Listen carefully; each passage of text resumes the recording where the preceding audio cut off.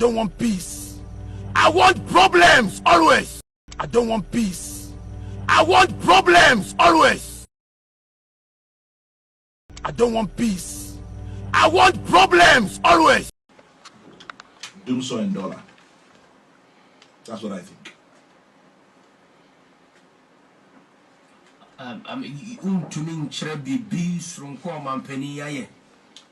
See me fair assessment. No, and I will say I am not qualified, but I can say for a fact that he has two problems. Both of them start with D. Apart from problems? Judicial and dollar. Apart from problems? I leave the praise singing to those who are paid to do that. No, but you are a broadcast journalist and you can do a fair, balanced, objective, analysis. As you have put it, Judicial and dollar are the problems. What about achievements?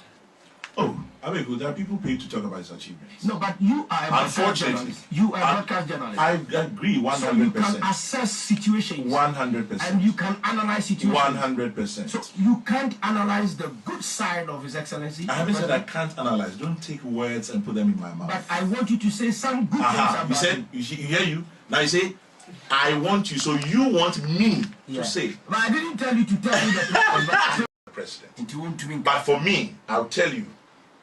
Say there are only two things I think he should. For me, there are people paid to say the good things about the president. But for me, I'll tell you. Say there are only two things I think he should look at: Judicial and dollar. Because the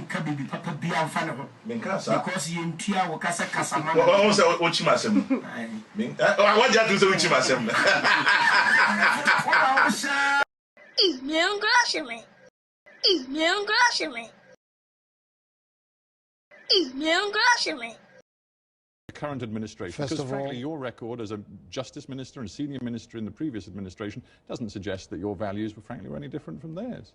The values are very different. First of all, we're talking about people, I'm talking about us, who were at the very forefront of the struggle for democracy in Ghana. And what does that mean? That means that we want an open system of government, accountable government. And that has been the very strongest driving force behind the political careers of many of us who are now today in the opposition. Making sure that our country didn't become like, so it had become in Africa, one-party government, authoritarian government, that would be open democratic government. So that's the first. The second is the record in government. And many of the measures that were put in place to ensure transparency, the Whistleblowers Act, the procurement law, all of these were legislation that were began by me when I was Attorney General in order to create the framework that would enable people to go. I mean, for instance, the Whistleblowers Act, what we're saying. The first time it was tested in Ghana, the whistleblowers under President I understand what you're saying, but ended up in jail. They didn't. The greatest indictment, frankly, of your government is the way in which you squandered money and left this huge hole in the budget deficit. And I think you would now acknowledge that that was a profound problem with the last time your party was in power. I don't accept that. I don't accept that proposition at all. Well, I'll tell you what the Ghanaian people, it seems to me, from reading a lot of stuff in the current administration, because frankly your record as a justice minister and senior minister in the previous administration doesn't suggest that your values were frankly any different from theirs. The values are very different. First of all, we're talking about people, I'm talking about us, who were at the very forefront of the struggle for democracy in Ghana. And what does that mean? That means that we want an open system of government, accountable government. And that has been the very strongest driving force behind the political careers of many of us who are now today in the opposition. Making sure that our country didn't become like, so it had become in Africa, one-party government, authoritarian government, that would be open democratic government. So that's the first. The second is the record in government. And many of the measures that were put in place to ensure transparency, the Whistleblowers Act, the procurement law, all of these were legislation that were began by me when I was Attorney General in order to create the framework that would enable people to go. I mean, for instance, the Whistleblowers Act, what we're saying. The first time it was tested in Ghana, the whistleblowers under President No, sure, Mills, I understand what you're saying, but ended up in jail. They didn't. But the greatest indictment, frankly, of your government is the way in which you squandered money and left this huge hole in the budget deficit. And I think you would now acknowledge that that was a profound problem with the last time your party was in power. I don't accept that. I don't accept that proposition at all. Well, I'll tell you what, the Ghanaian people, it seems to me, from reading a lot of stuff in the Ghanaian press want to know is where exactly is the money going to come from next time around if you're in power for some of the very extravagant promises you've made. You, for example, have offered free secondary schooling for all Ghanaians, a promise you say you absolutely will deliver in 4 years in power. Absolutely. So have you costed it? How much will it cost? The costing is being done. I mean, very, very soon we will be in a position. Costed it. You can't make a promise like that. No. Very soon we're going to be putting it out. You don't know how much. I do know how much, but I prefer to tell the Ghanaian people directly before I tell you. Many of them can't talk. You can tell me, and doesn't they'll matter. know. I would prefer to make that statement to the people of Ghana directly first, as to the cost and any. So you do know the cost. Oh, we do, and we have a very good idea how also we're going to finance it. Well, you're obviously not going to give me the figures, but just tell me how you're going to pay for it. Because it's clearly going to be a very great cost. You've got to train the teachers. You've got to build new schools. All of that has been adequately costed, and we believe that first of all, the new revenues will help, more efficient management of what we have now, growth in the Ghanaian economy. These are the three sources which are going to enable us to fulfill that promise. And a lot of stuff in the Ghanaian press want to know is where exactly is the money going to come from next time around if you're in power for some of the very extravagant promises you've made. You, for example, have offered free secondary schooling for all Ghanaians, a promise you say you absolutely will deliver in 4 years in power. So have you costed it? How much will it cost? The costing is being done. I mean, very, very soon we will be in a position. Costed it. You can't make a promise like that. No. Very soon we're going to be putting it out. You don't know how much. I do know how much, but I prefer to tell the Ghanaian people directly before I tell you. Many of them can't talk. You can tell me, and doesn't they'll matter. know. I would prefer to make that statement to the people. You went to France and you lived and worked in France for 5 years. 5 years as a young man. Yeah. So when was that exactly? At the very beginning of the 1970s. I went to France in 1970, in the last year of Georges Pompidou's presidency. Right. Yes. That was my next question. So I thought I would trick you with who was the president. Yes. Georges Pompidou. Yes. And as a Ghanaian who was educated in England, that had been the exposure, all the experience was English related, and I thought I should have experience of another European civilization before finally coming back to Ghana. And so it was a choice. It was a choice. You thought you wanted a second European country. I thought that experience would be good, and France made a lot of sense to me for the same reasons as I gave. All our neighbors are French, and I thought that it would make somebody, because right from the beginning I always intended a political career. Oh, you thought of it? Yes, so you thought that you were actually accumulating assets to make that experience. I come from a very political family. Yes, which surprised me that you went to France in 1970, because actually the leader here, the head of state at that time, was my father. Was your father? A little bit also to escape all of that. Oh yeah, like we all do when we're young. Yes. So when you arrived in France, did you know France before? Or is it your first visit? Yes, I'd been there a couple of times as a student in London. I'd gone, like all of us do, for every now and then for a weekend in Paris and all of that. Yeah. So I enjoyed the idea that I was going to go and work there.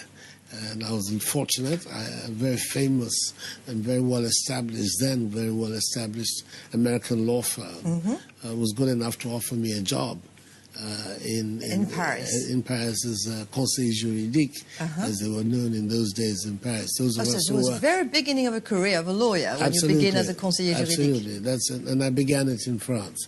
Right. It was an extraordinary experience for me because the firm was the main law firm for the major American companies that were doing business in Europe, in France and in Europe.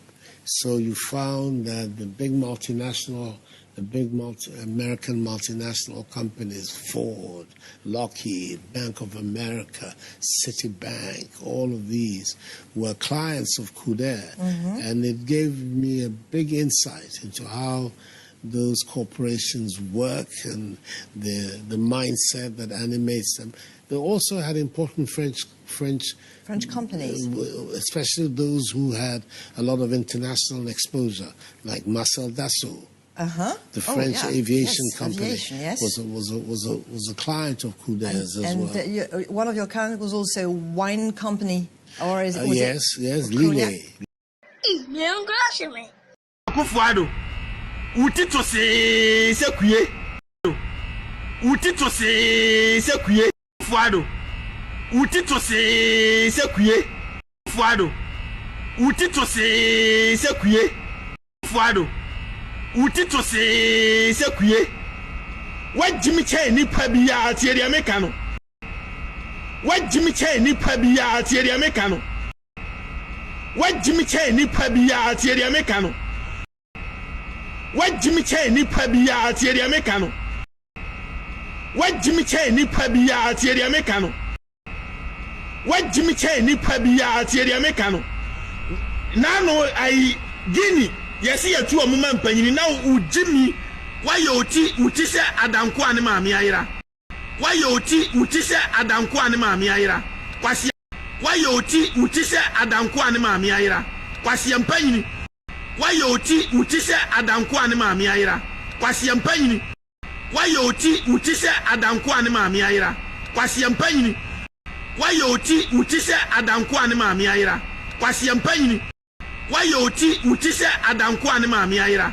Kwasi mpanyini wayoti utise adanko ane maami ayira. Kwasi mpanyini wayoti utise adanko ane maami ayira. Kwasi mpanyini wayoti utise adanko ane maami ayira. Kwasi mpanyini no awase o man sika afro play e de ko Guinea say yatu omuma mpanyini itu maintain peace na be ya obia nku obia Guinea fo na koto abama o ade obia Guinea fo na koto abama o ade Guinea fo na koto abama o ade Guinea fo na koto abama o ade Guinea fo na koto abama o ade Guinea fo na koto abama o ade Guinea fo na koto abama o ade Guinea fo na koto abama o ade bogosofo express yaku on be kasa keke no maka wo mekasa Jimmy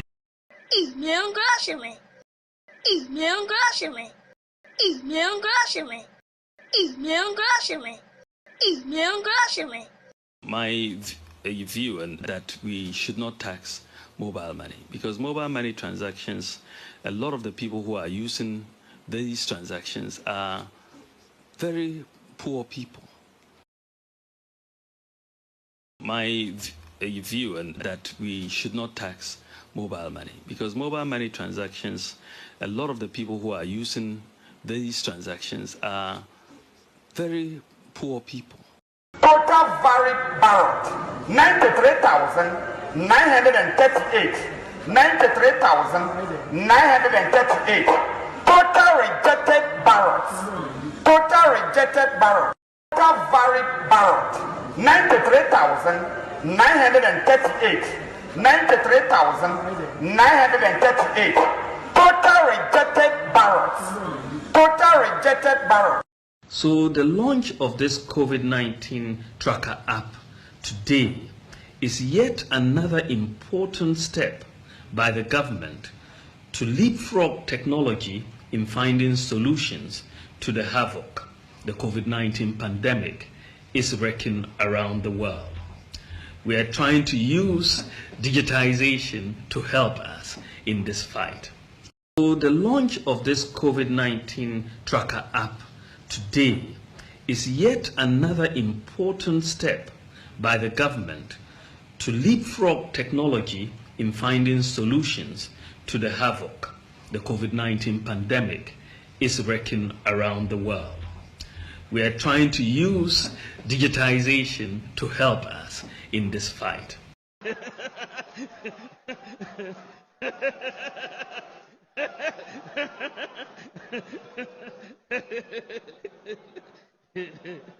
Given the resources at its disposal, one should expect at least 4 to 5 times the quantum of investment that the NDC claims to have undertaken. The close to 33 billion of borrowing that has not been used for infrastructure expenditure could have done so much in this country. If you take $33 billion and ask yourself, what could you have done with $33 billion? You could have solved the water crisis in Ghana. You could have solved our energy problems. Every region in Ghana would have had 1,000 kilometers of asphalt road. We could have transformed agriculture. We could have put in place a world-class hospital in every region. We could have bought 1,000 ambulances for the Ghana Ambulance Service. We could have equipped our existing health and education institutions. And we could have built an additional 600 senior high schools that the government is trying to build currently. And we could have constructed the Accra-Kumasi-Paga railway line as well as the Western Railway line. And with all this, we would have still been left with some money. Sikano ashe. Yeba hano, yebesi toilets, amamu. Yebesi toilets. In all, yebesi 8-unit toilets, 4 8-unit toilets, 32 toilets in all, ama the people of Agogo.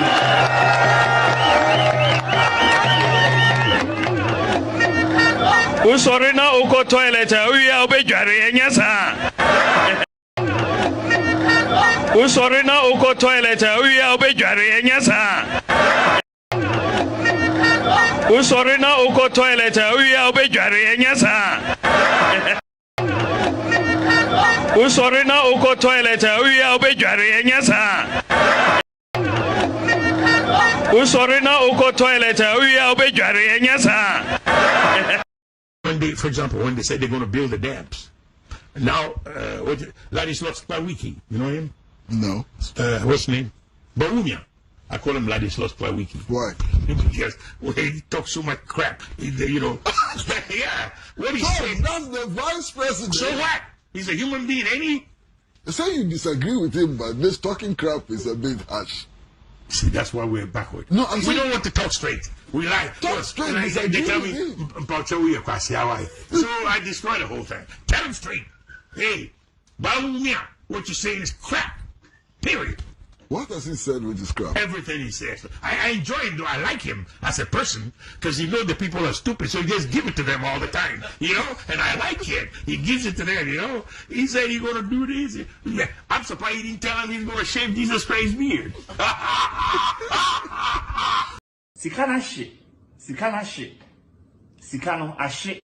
Ameke wanye wafe. We straight them from Tamale to Wale every day. Abodo bidi keleba, skekeba, abodo bidi keleba, skekeba, abodo bidi keleba. Rap up a day and rap up a day.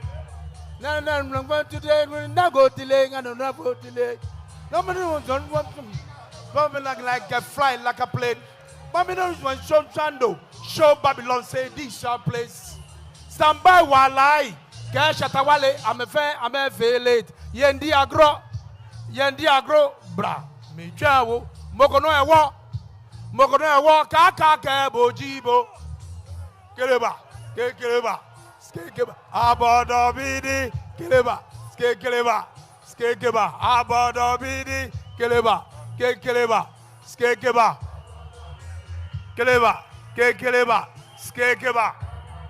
Na bodo bidi, hungry, some bidi. Well, man should do him, and voodoo him. Wakamebawo kuntulabi, la nengo. Koli ko master kakamba. Wala la bajajibo Jenny wong beda.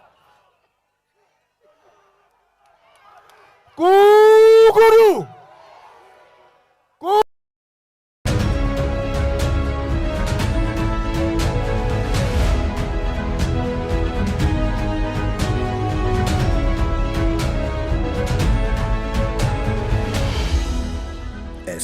Exclusive interview with Evelyn Sewabroni, 29th March 2022 on With All Due Respect Loud Silence TV.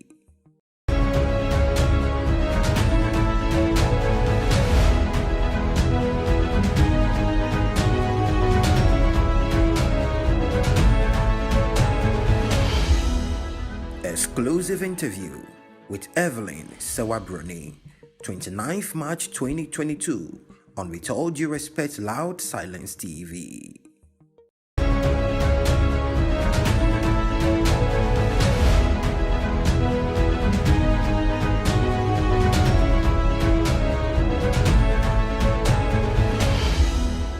Exclusive interview with Evelyn Sewabroni, 29th March 2022 on With All Due Respect Loud Silence TV.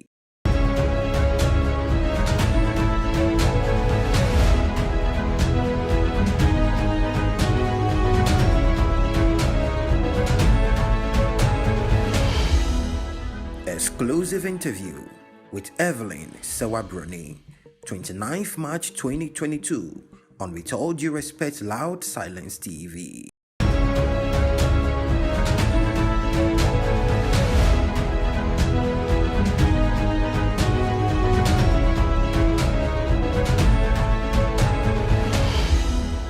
Exclusive interview with Evelyn Sewabroni, 29th March 2022 on With All Due Respect Loud Silence TV.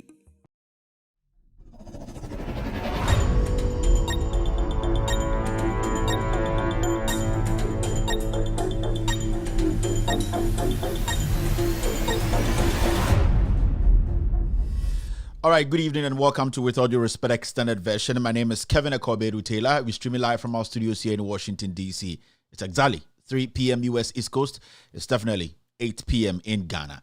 My producers are called the Ghost Team. Good evening and welcome to the most authoritative, most informative, most educative platform on the planet right now. This show is called With All Due Respect Extended Version / State of the Nation / Pound for Pound. We are live on Multi TV. Our main platform is on Multi TV. On Multi TV, search for Loud Silence TV. On Multi TV, search for Loud Silence TV. We are also live on YouTube. On YouTube, search for Loud Silence TV. On YouTube, search for Loud Silence TV. We are also live on Facebook on some very important pages. Our main page on Facebook is With All Due Respect. Our main page on Facebook is With All Due Respect. We also have another page on Facebook. You can search for Loud Silence TV on Facebook. Loud Silence TV. We are cross-posting on some very important platforms on Facebook this evening. We are live on NDC TV on Facebook. Follow the page, like the page. Every time we live, you're going to get a notification. We're also live on 1957 Project. They are cross-posting this show live this evening on Facebook. We are also streaming live on Benjamin Wayo Mahama's page on Facebook. Benjamin Wayo Mahama's page on Facebook. They are also picking us live or cross-posting this show live on Facebook. Ghanaian Citizen TV are also on standby watching or picking this feed this evening on Facebook. You can follow Ghanaian Citizen TV on Facebook. You will get everything live to watch. We are also streaming on Honorable Joseph Yamin's page on Facebook. Honorable Joseph Yamin's page on Facebook. We are also live on that page. Also, my own personal page on Facebook, Kevin Taylor, my page on Facebook.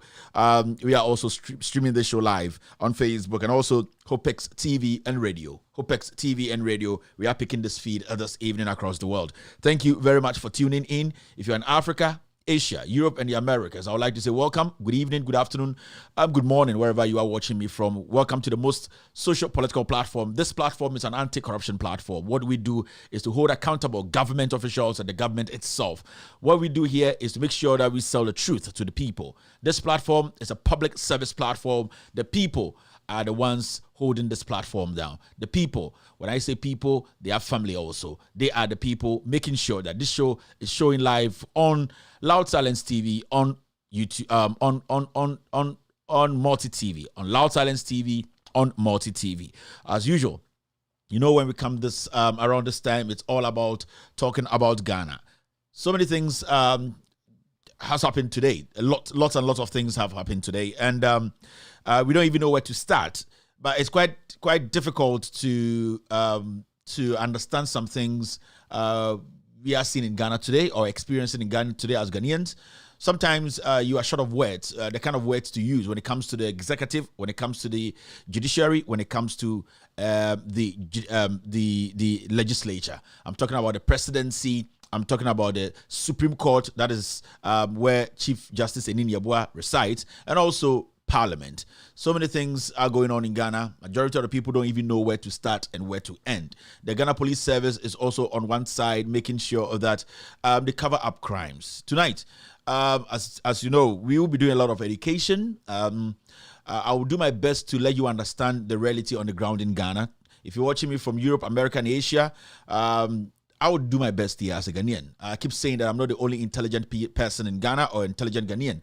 But what I can do with the privilege I have to be on this platform is to at least enlighten you and show you a few things that maybe you are not aware of. So my job here is simple: to educate, to inform, and also to make sure the facts are followed on. So if you hear this evening, I'd like to say thank you very much for tuning in. It's a very difficult day. It's a tough one. When you're looking into Ghana from far, you realize that the country is gone. You see it clearly that we have what we call state capture. You can see on the screen our topic of the day is simple: the awful, destructive sex. The awful, destructive sis. You can see the President Nana Addo Dankwa Akufo-Addo, his picture there. Enini Yeboah, who is the Chief Justice of Ghana. We will talk about Godfred Dame. We also have the IGP Dampare's picture there. We have Jane Mensah, the EC boss. Her picture is also on the poster today. And the Chief of Army Staff, Vice Admiral Seth Amwama, his picture is also there. Somebody will be asking right now, why are we showing the pictures of these people? These are the 6 very destructive individuals in Ghana today. The state capture is going through their offices. And tonight, I'll let you understand why we have to be worried as Ghanaians, why we should be asking questions and demanding reasonable answers. We've gotten to that point whereby we, the people, have to understand that until we take matters into our own hands democratically, these people I have mentioned, they would take our liberty, they would take our democracy, they would take what makes us Ghanaians from us. We might think it's a joke. This isn't a joke. We are at a stage whereby we are being governed by tyrants, people who think and believe that what they say is what we have to do. People who don't want to live by the Constitution. People who think the power invested in them today is something that they can use to suppress we, the citizens. Tonight, I'll be talking to the young man, young woman, the mom, the auntie, the dad on the street. Those people we don't consider as intelligent, those people we think or we see them on the street in the markets every day thinking that their level of education is low and that they don't have that natural intelligence to think through matters. Those are the people I would love to speak to tonight. In fact, it's a very difficult one, but I'll do my best to make sure that the truth gets to the last person in Ghana and around the world. This platform is a very, very important platform because we are streaming in 22 African countries. The message here goes far. If you're watching me tonight on Facebook, share this show. If you're on YouTube, share this show. If you are on YouTube and you haven't subscribed to our channel, please subscribe to our channel. We will be going off Facebook very soon. You don't want to miss out. So if you're here watching me on Facebook right now, please subscribe to our channel. Bidin Eddie Kevin Akobedu Taylor show your friend with audio respect extended version. Enyumbre Echegu Efri United States of America. Yasabe Shimu ha enyumbre yebeka Ghana honsem. Yebechirechirem yebedwudwum. Ende debia dasronko. Ende debia din ma ye nyina se ye Ghana for. Sebio enyumbre dwumade yebedi no. Dwumade bia yebehwe Ghana se omanya esiwe ye nananom efiti Kwame Nkrumah anase omokro boba yansa na Kwame Nkrumah moba no moja omuhwiegu anase omokra omode to ho ekoma ye emebedum pempensuo bia ye de nwoma bi besi wo se wei ene efe ne constitution a ebebo oman we hu bra sene ye beya nipakuo bi entumi emfatumi hye omunsem entietia tumi so ensantietia ye ne nipa na anase citizens na ye wo kuro num no ntanyumbre dwumadie ye dwumadie a obi bese ye besua de ye bekyerechire nsem mabo nipa nsia bi din ohwe ye poster na ebo so anase eye franka betuma kan sa na flag or whatever hu no screen so na nipa nsia bi na omutida so na caption na ende ye de beye dwuma na eye the awful destructive sets mukai say Ghana mbre bi ba ya yesika so nyina na hu nipa titiru bi a omo ye nipa nsia Kwame Nkrumah ka ho ene omo a na omo ka ho time ye jefa ahode 1957 ye nyina saa nipa koi adekodie ntia na sebio ye hia ye bɔ mu din dodo nyina se omo keka omo tiribo mu de Ghana ete omo akoma so ema ye make sure se ye gye ye ho anase ye jefa ahode efiri akosi bro ni nsem enwumrei de esine se ya senya nipa nsia bi omo Ghana sebio tumi a ye de ahye omo nsem a ye tumi a som mo no omo ya omo adwene se omo de saa tumi no ebe hye ye ni nipa no so omo ndwene ye ho sebio oye bruni oye ababunu oye maame oye ja oye hwan ya oye Ghana ni a wo hwe menwumbre a oso ti ase se bebia Ghana edu no Ghana atete apansam sebio ohun so bi kuta ejina ekutatuo ejina eye street mu ebo no nyonkutuo nti ohun ni se until say bedu that part na say bedu sam pempenso no na obeju atum se Ghana say and another dan kwekufo ado no eye mbra ye friend mbra a mbra ye busu e Ghana no abeye ade bi a eye ekufo ado amamwe mu atese we can say see the ewura bibia nipa ohu omo ewo eye efidie yusu a mede omo picture e kire mo no de odi anim ye nana adodankwa ekufuado the chief justice enini yeboa eye Jane Mensa oye EC boss eye chief eye IGP Mr. Dampare yesa woni pe bi say eye chief army staff a eye soldier for mo Ghana nyina no ono na hwe omo so na nanado danko ekufuado nankasa omo nipa nsie na ende enam ekufuado so omafa tumi ahye omo nsem a sebio Ghana for dodo no eninda honti omo dwunse omo tumi aye de omo pe na omafa mo ho edi na sebio ebetum pempensuo bi a tumi no a ekuta omo no ye ni nipa na ye de ma omo no o se ye sori gina ye make sure say na say ye de tu ye trim say ye na ye de tumi ni ma omo o se ye tumi gye tumi no efiri omo nsem ye kai eye Rollins ambebuo ye kai kotoka mambuo ye kai eye amabo eba na eye asrafo anase sojafo edi yenim de si wo Ghana nipa num bi efa emrasha omo nsa ebi mu in the process say omo bepa fa hodi ama Ghana no omo eni nipa bi enyansem sebio emamuru omo Ghana sebio nipa dodo omo Ghana no saa ensem no eda ho webi mutim sebio yehu aman bebre wo Ghana Africa ha Guinea Mali ene de akeka ho a eye ku esi wo ho na yebebu se ho se edien na ma saa nyoma ne siye de ma saa nyoma ne si wo saa inkronkro we nyina no so ne eye tumi a yede ma nipa ntuma nhwe so ende me no ka say Ghana corona yetim no yede tumi ama nipa nsia we a oma adwene se eye nana adodan kwankufo adonkwa no omode oma no ebetare ne to a de bifiri ma babia omba mene na yene nipa na yede tumi ma omo a ye hwe omo yede ye taxes hwe omo yede ye to hwe omo no omo hu ye se ye mboa emredu se wo ye Ghana ni na wo hwe me nwumbre a this is the time for the democratic revolution. You can say democratic revolution. E kebima min kebuya. E was say you di make sure say pe yo asi ewo Ghana. Revolution can come in so many different forms.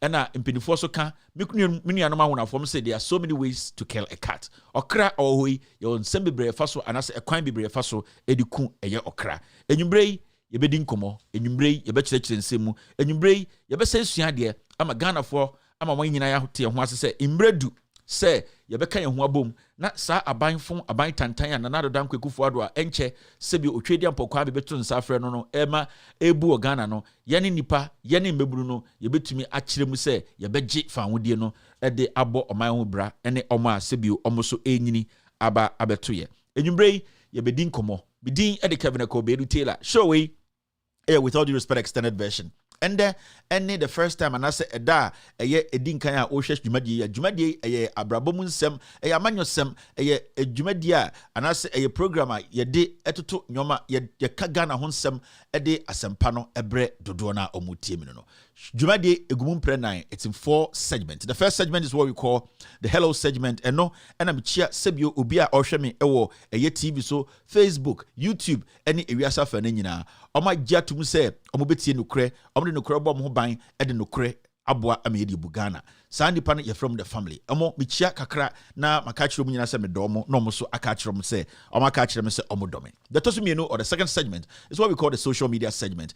That's where we pick stories from different social media platforms on the internet, news portals, break it down for you to also have an idea of what is actually happening around you.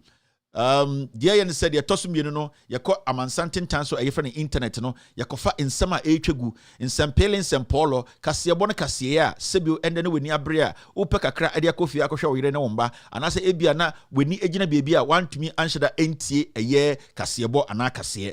Dia unya tie ne so no na entro egum se twom aha nokre ene yedidi agro nokre ena yedidi enkomo eni nti na eba ha yede eye bibia broni fe na evidence anasa adanse eta bibia beka nyina echi ende sa segment no mebobbo nsem bi so be kirekirem mebie ganafo ani ama yehu se bibia yedru no o se kan ho bom na yeko na yeje oman we esiwo. The third segment is what we call the editorial of the day, pound for pound. And then there yebedi this awful destructive 6 way hun komo. Yede asem we ebeto pono so yebedwudwem yebekirikirem yebebo baby o se ebo yede enwoma yede videos ebetato ema Ghana fo mu se sampenifo a ensien ya omoda TV su omo enemo ye amambofo. The enemy of the people or the enemy of the state are these 6 people, and we have to understand, until we take action against these 6 people, we will never have the democracy we have been enjoying for these years. The final segment is when I open the phone lines for you to also call in and express your views.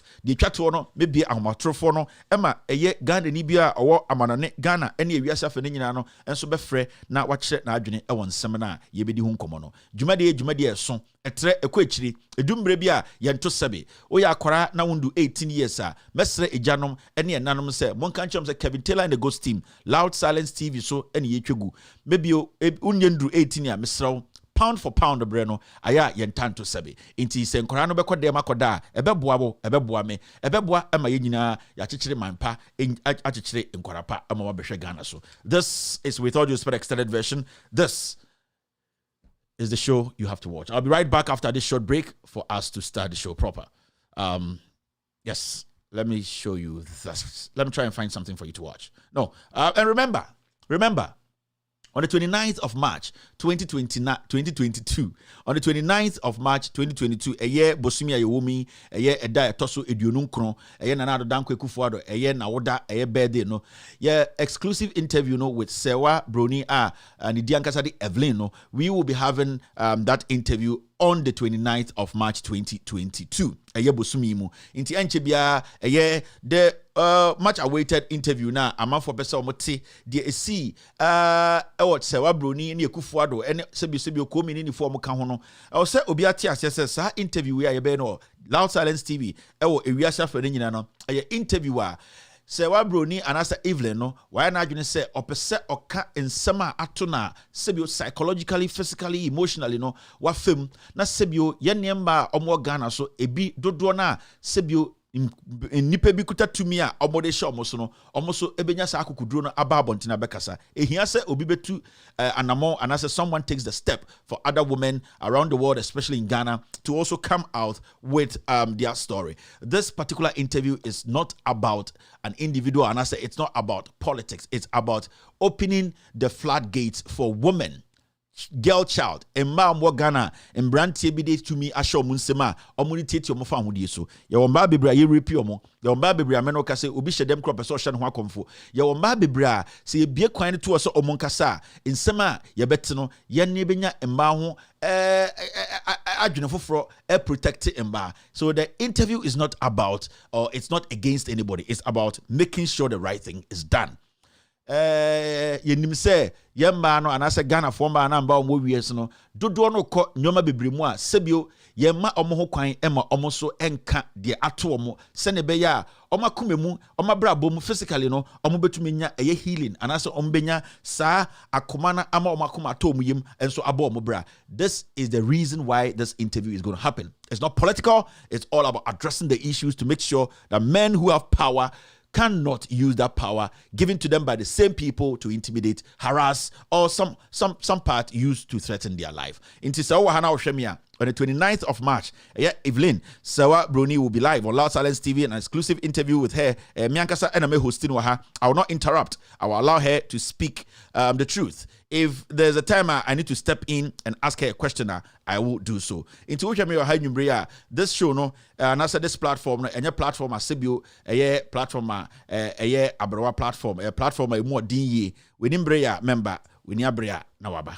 You're still watching With All Due Respect Extended Version.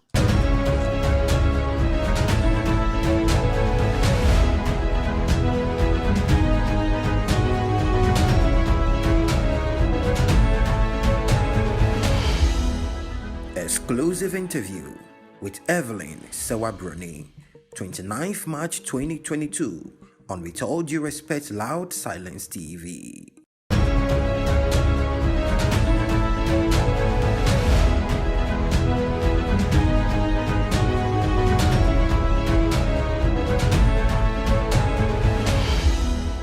Exclusive interview with Evelyn Sewabroni, 29th March 2022 on With All Due Respect Loud Silence TV.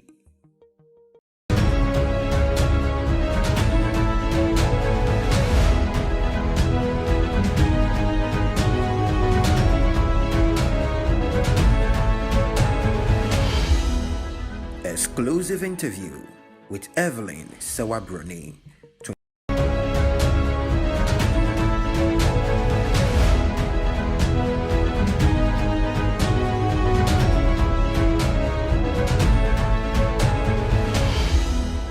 Exclusive interview with Evelyn Sewabroni, 29th March 2022 on With All Due Respect Loud Silence TV.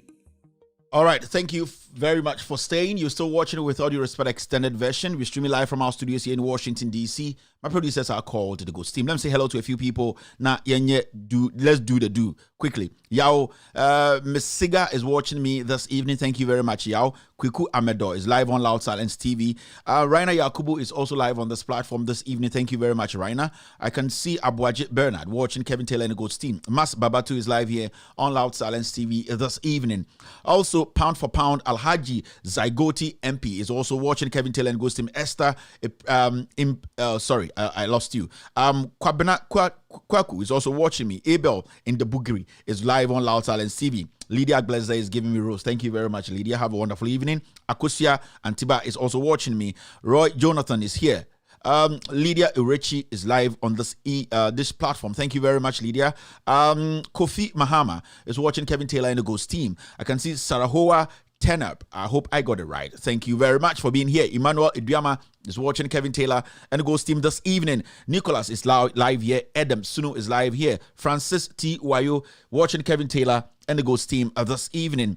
I can also see Abdul Islam watching me this evening around the world. Thank you very much, Abdul Emmanuel Badago watching me this evening. Dixon Corbia Asante is also live here.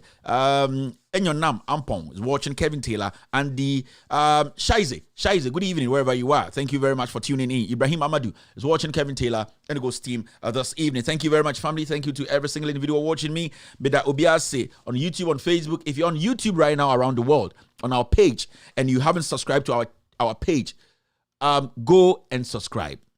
If you haven't subscribed to our page, go and subscribe, because in no time we will be leaving Facebook, YouTube, to bring you our own platform where you can watch the show on. We will migrate every single follower on YouTube onto that platform. If you are not able to, if you don't subscribe now, you will miss out. We might not be able to do that for you. If you are able to subscribe now, when we are migrating to the new platform, which is being built by us, we will move you along. If you fail to subscribe to the channel, what is going to happen is we can't do anything about it. We are not going to allow anyone to come in again or subscribe to that particular channel. So it's very, very important you do that now. Just go in there, subscribe to the channel, so that when we are moving or migrating all the followers from YouTube to that platform we have built, you wouldn't be left out. This is the final warning. I'm telling you, I'll be reminding you, but make sure you subscribe to the channel. All right, thank you very much. Again, this is Ghana. Sa question busa pena kwansma say, I don't know busa say DNC. What they go on? DNC in some is Ghana. To be very honest with you, and I say Ghana for Amoshemi, I know we're going to be doing the show, we're going to be talking on the matters, but what I'm beginning to realize, Ghana and I say, people are still not seeing the seriousness. And I say, people are still not seeing how Akufo-Addo is actually taking over everything. State capture is real now. And if you think state capture won't tiasia. Nanado Dan Kweku Fuado, yadi to me a shane in sim, say Omer president of Ghana no, or adwene ba kubi danitim. Adwene nyina say Ghana for ya anjene papa ntum, ya anjene papa kromfo na ntum, ya anjene papa na otwitwa Kwame Nkrumah na ntina ntum. Ne papa eye de obeye bia koye dwuma nyina ma CIA. Still ya ntuma anjena ntum. Inti owa adwene bi say oba betua ye ka. Tua obetua ye ka ne say ene obesei kuro no na sebio aboye nyina because ono enche obewu. Now say Ghana for na say sanyuma we the ekoso ende from the judiciary to the legislature all the way to the executive down to the grassroots, which is the ministries and the government sector. Not still you who the seriousness of what is happening now. Then I think say we have a problem as a people. Now the AC of Ghana no in any country anka intokwesi dadada. Now intokwesi no it will be between the citizens and the executive or those people in power. Say anka ye krobia mu ne tia anka without you mamin you're very honest. Say a crofofro bia mu ne tia anka nya Ghana anka amamu empenifo bi anase e kuro mu nipa bi omudi enim nka nipa bi edi omodem anka ye betino o asimesi ya bonu tueku no ke betino o asimesi ya won sekan eku no o ye betian say because what is happening it's beyond anything untumi odwene okura unhu sibia ondwene ho. Now what is worrying about the AC of Ghana na say nipa dodo no ehu de asi yewo asofofo yewo ahemfo yewo nipa titiri omo Ghana sebio omo nyinyini chenye sebio yene youth ayewa ha yedin koma yetie ehun omo wejapade chenye omo abobra chenye omo wo sika bi edadem chenye nanso de ekoso omo nyina nim se ekro no essay no majority of these people have decided to keep quiet. They have decided that they are going to look on for some group of people, some small group of people, a small clan, to infiltrate every government institution to destroy this country. Now, there ya woman say, "Sa ni pe ya, ya dwin say omo de omo nyinyini chen ye, dodo na ko school chen ye, dodo ni nimnyansa chen ye, dodo no edogana chen ye no." These are people sebio asemsia omo be kire omo ache yene the energetic ones sebio ye betuma fatuo enso de defend ye ho defend ye ma menom. Nti as a young Ghanaian, as a normal Ghanaian wo hwe me no, you ask yourself say right now I work Ghana o hwe de ekoso. Do you think say in the next 5 years, the 5 years is too much, from now to 2024, do you think say be positive be to me free eye aban we mu aba and I wo we penyini a wo hwe me anwumre a wa wadwen say ompese obekasa ahemfo akese am wo Ghana? This is the first time I have seen say the National House of Chiefs, they have become mute on every single thing happening in Ghana. Do you know say the National House of Chiefs technically they are the most powerful institution in Ghana. You have no idea, right? Because the National House of Chiefs, you know, you who say Bibia is government. Inti the National House of Chiefs, and you who say yene and the yesu representatives are omo ya hemfo a ye de omo nyina ya kom nyina bom say politicians no age mia. You are the people who do not hold any allegiance, or you don't have any you don't swear an oath to politicians. You swear an oath to we the people and our gods. Engineer who say the National House of Chiefs, you know, edumrebia you could see assembly so Ghana na politicians in Jimmy Omohua. The first institution that Ghana for you looking up to was the National House of Chiefs. Now for some time now, the National House of Chiefs, you know, they've stopped speaking. The national issues now is whether it's security, whether it's how the president is conducting himself, whether how the government is actually operating, whether it's whatever. The National House of Chiefs, they have been quiet. Now, Obebusa will say, a dear pan is here in this short period, because before Togbe Afedi and Nana Ewusi, they were kicked out forcefully. Before Yeye Ku Edi Yobufio as the leaders of the National House of Chiefs, you could see, the National House of Chiefs, it was a very, very vocal institution. Every time there assembly Sibiano, you could hear Togbe Afedi, his vice Nana Ewusi, speaking on the matters, on radio, on TV, letting people know the views of Nananom. The reason why Nana people respected their views, say, Nananom, we see Krampo say, almost started politics before these modern day politicians came around. So we Ghanaians, we revere the House of Chiefs or chiefs in our communities. Okay, Ejapa. When Ejapa came, the National House of Chiefs, then National House of Chiefs, Togbe Afedi, and Nana Ewusimo Edi Enimno, they spoke against it. They made sure, Saya royalties na ye kotono. They are basically the custodians of the land. Eba ye goodie, eba assassinimu nyamani e won totoya. E wo se omutumi di omo si form. Send ye be ya politicians omo abayi and say ye goodie and to ye goodie nkwan koton. Until they were very vocal. You heard Togbe Afedi seriously speaking against Ejapa. His vice then, who was Nana Ewusi, Kwebu Ewusi, he was also very vocal when it came to speaking against government decisions via Mbwa Ghana.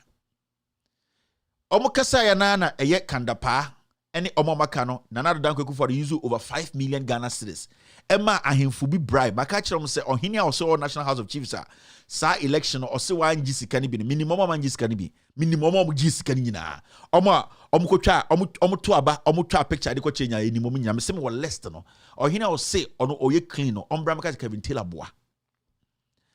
From the day Togbe Afedi, any Nana Kwebu Ewusi, they objected or they tried to tell the government, say, no, we cannot let this happen. We need to scrutinize it more, Nana. Ekufuadu and we're making sure, say, we yi omofrio as the leaders of a National House of Chiefs.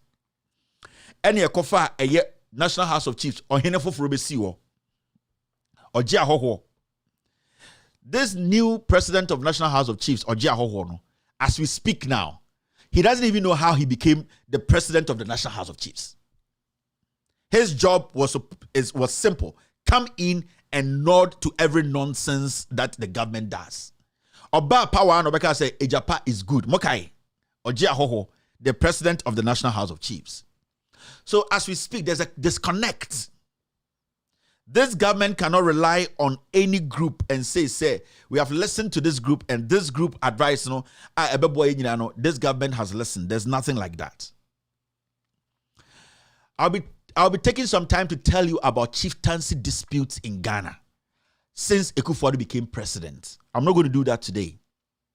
But say I'll be taking time to tell you about how some politicians, as we speak today, Asasia Omurianti, they are so involved in chieftaincy issues in Ghana. The National House of Chiefs Nana the last resort to Ghana for say Abayi Jimia Omobetumatia Abayno. As we speak, they are more political than even the politicians.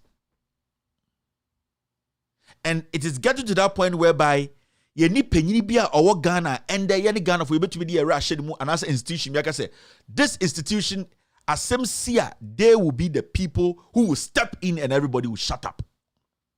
Menawaka say there's nothing like that in Ghana. The National Peace Council is a useless institution. The Christian Council is one foolish institution. The Muslim Council is a useless institution. The National House of Chiefs has become a shithole. So I go back to my earlier question. In Penifua Ghana, you saw how Ghana started. You people are all quiet. There's one person I know who has been speaking every day, and I respect him for that. Dr. Nyawo Tamaklo. Nyawo Tamaklo is an NPP person. Or one of the founders are or NPP mo. But you could see, he is not happy. He is not comfortable with the way Akufo-Addo is actually running the country. He has been speaking. Recently, Sir Sam Jonas spoke. A few people are trying. Kwesi Botwe came out to speak. He himself told us, says, some people told him, if you don't take care, they will come and kill you. They are vindictive. And my question is, Dudona Makano, especially Ahemfo Akese na Mosemodie, you are bigger than even the National House of Chiefs and whoever chiefs in Ghana. And I'm going to mention names. Otumfo Osetutu, the Yana, the King of the Volta, and the Gamanche. The Gamanche, as we speak, is still in court. Nana Kelvin. And I have friends are maybe a Kevin, and Nana Kelvin. As we speak, Nakonjana Yeka Wasam said Gamanche, it's still in court. Why? Because Nana Dankwe Kufuor came to power and then added politics to the Gamanche seat. Enti eya Gamanche no kra ye kasa no, as we speak, Nakonjana no krampo no, eya konye bia ye nim de oye on him because court has not come out with a final decision. Enti yeti krom ha, the question is, penyinia e was say yetumi de yere hye omumu, yede hye ni mu ade hye omumu no ebi ni ho. Enti ye Ghana ni na wo hwe me. We are young man, we are young woman. Na ende baby adwoma edru point even say embebunu no or the young people get out. And we need somebody to speak to calm this nation down. Is it going to be a politician again? And I say it's going to be one of these people I mentioned. Ahemfo Akese, Queen Mothers. And then, is it going to be the same National House of Chiefs? As we sit here, they have become a political wing of this current government. These are things we need to listen. We need to look at. Because uko krobiemwa, there are individuals obuha onye politician da, on the president da, on the highest office in the country da. But when they speak, both sides listen. In Ghana today, we don't have. On hinibia ni Ghana say or control that maximum respect to speak for everybody to understand. No mwakuma tomium. There's no chief in Ghana.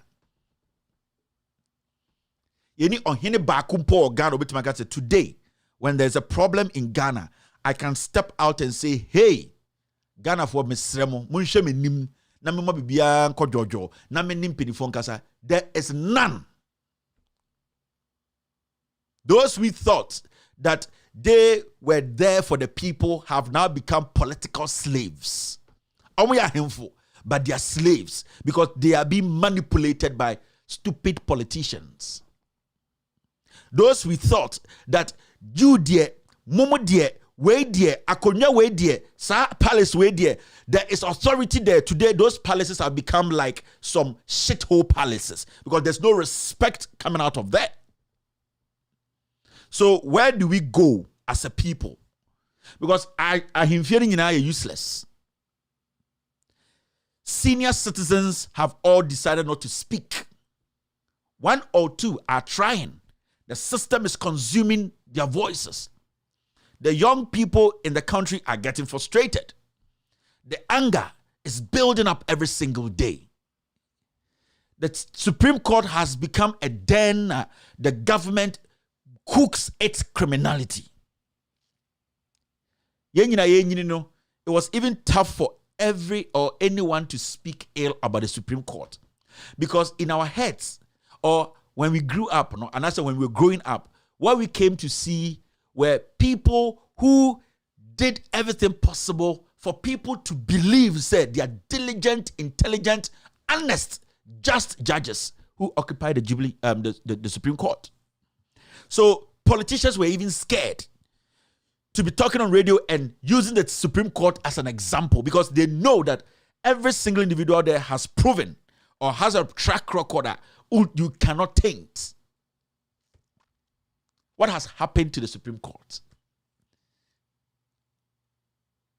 We have a Supreme Court where yetumiya election ye nim de obi enyaye na Supreme Court say nipa na odina election so no man in boxing. This is how low we have become. We have a Supreme Court that goes all the way to the UK and go pick a black book to defend a politician's crime. These are things, so you're Ghanaian here, you need to be watching. You need to sit back, analyze.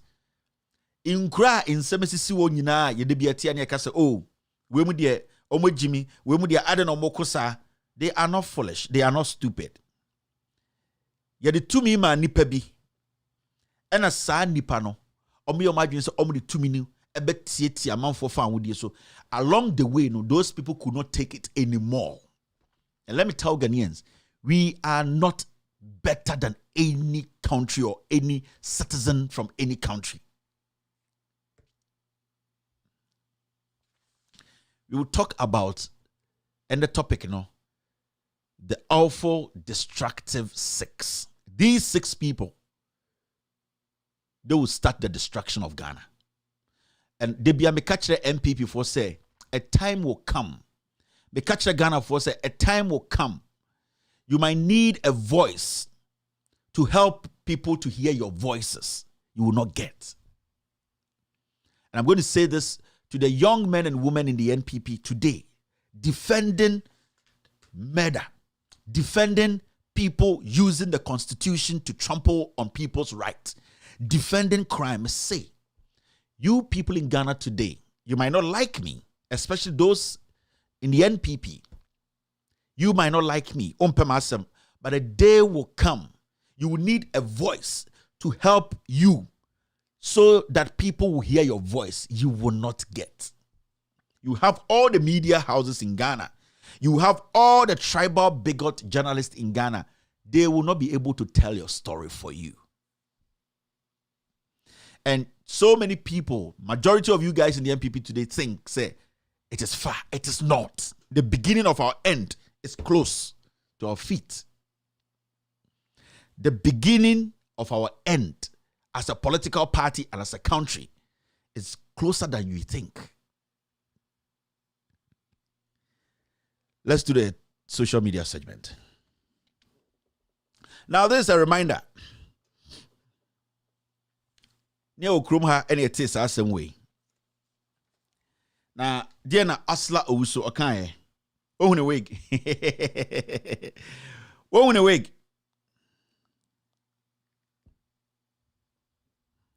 Bon Asla wig. Ediana Asla Owusu Kaya. Asla say, I curse Mahama anytime the light goes off.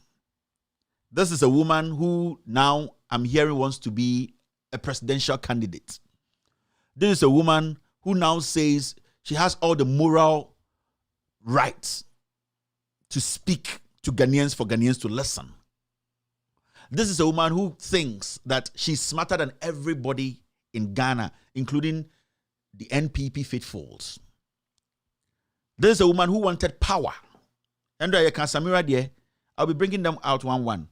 This is a woman today who thinks she deserves all the respect in Ghana and that nobody should use any derogatory word against her. This is a woman who says, look at her, look at the characters she's working with, so that to give her power again. She said she cursed Mahama anytime the light went off or goes off. Now, it is sometimes people think we don't respect. We do respect a lot. I respect a lot. But my respect is very selective. Selective, it depends how you conduct yourself. And I'll be my respect. But when one conductor went to that level, I'll be my respect. I wouldn't that.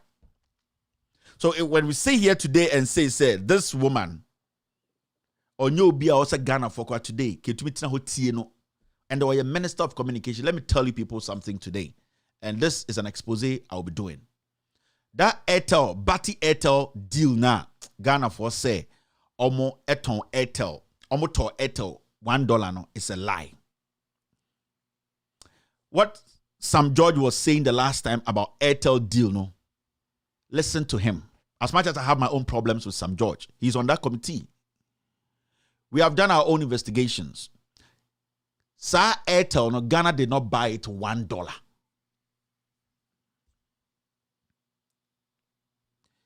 And it is so funny, say, this woman comes to parliament and lies, walks, and she doesn't want anybody to question her.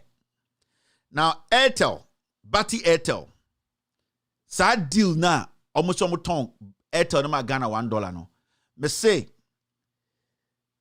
Emeka Opara, muntie dinibium. Emeka Opara, keep that name. On the Vice President, Corporate Communications and CSR Airtel Africa. Emeka Opara. He is the Vice President, Corporate Communications and CSR Airtel Africa. Go and research about this guy. If you're on Twitter with him or whatever, just send him a message and say, Loud Silence Media, some Kevin Taylor guy has mentioned your name. What is the deal about the Bati Airtel? What is the issue? Did you guys actually sell it to Ghana for $1? This woman did this in conjunction with the Jubilee House. That is why recently when she came to Parliament, Busa and Airtel asked she couldn't say anything. I'll give you the facts very soon. I'll add documents to it for you people to know that these people are criminals.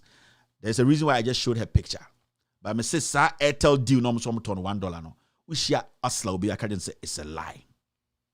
All right. Now let's move forward. Now the next one is this.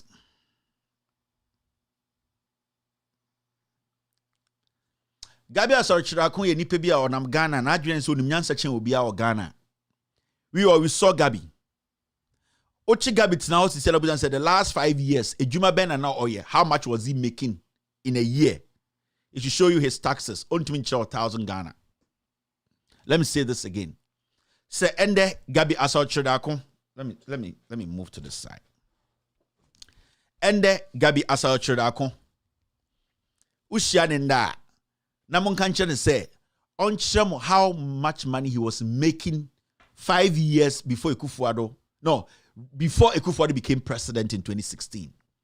Mumbutan said, how much was he making? How many court cases did he win? He says he's a lawyer, right? Mumbutan said, court cases in win here. How much was he making? Sanka Ghana open country and Kebe the taxes, how much he was making before Ekufuado became president.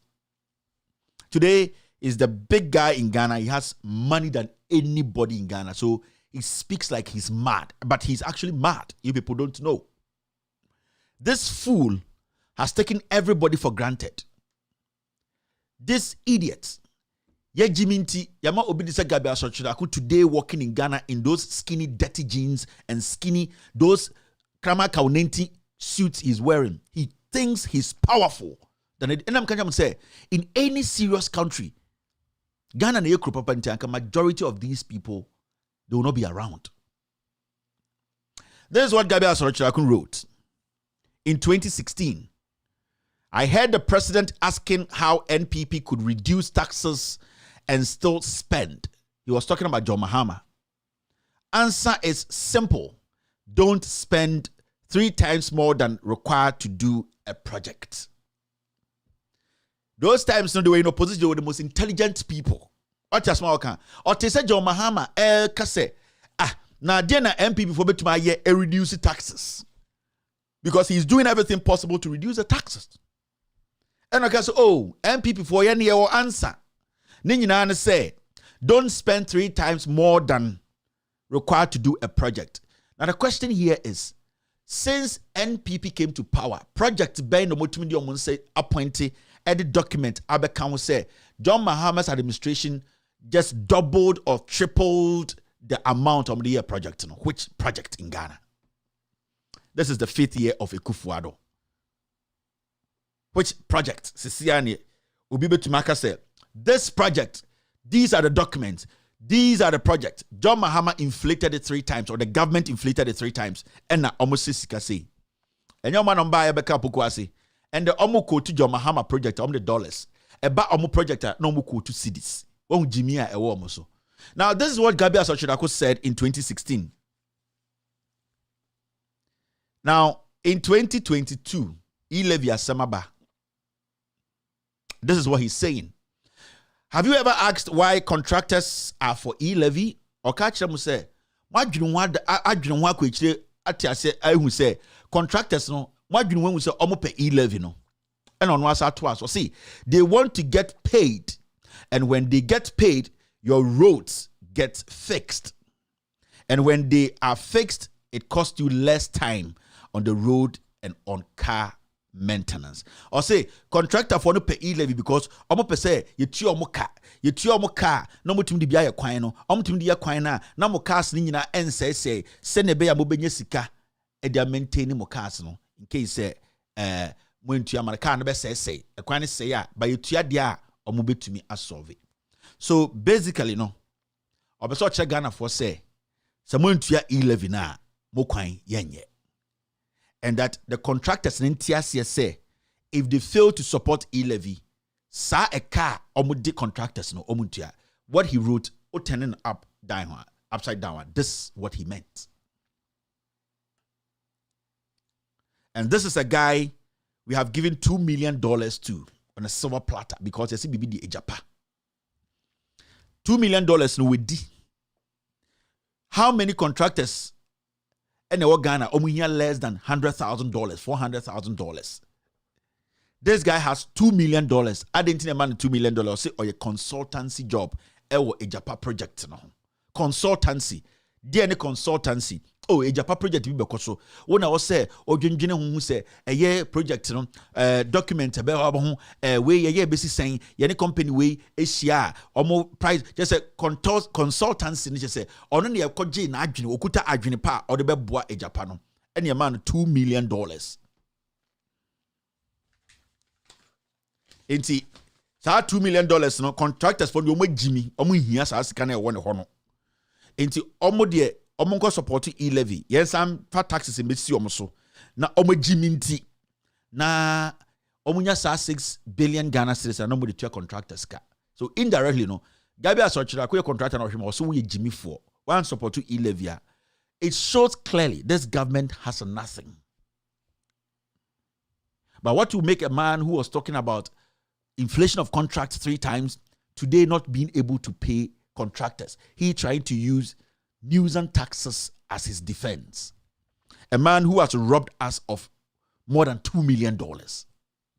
A man who didn't have job before his uncle or his whatever came to power. A man who could not provide himself a 3-square meal. An ex-convict.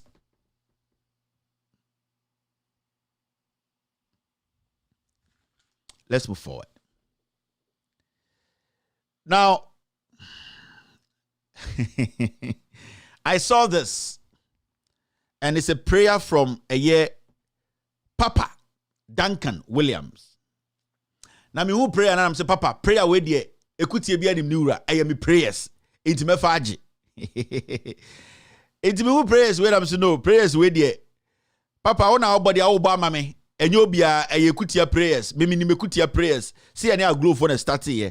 Into ekutia prayers there, ye nimpa.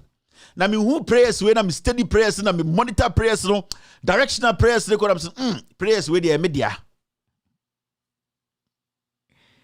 prayers we dey man pontin prayers ya aboatwi me an enti o se me kirechirem prayer we prayer me prayer ya direct brɛ me even though ya mbɔ me din wo mu no ya direct brɛ me na papa yo ehu for Duncan Williams is a coward, a big stomach coward.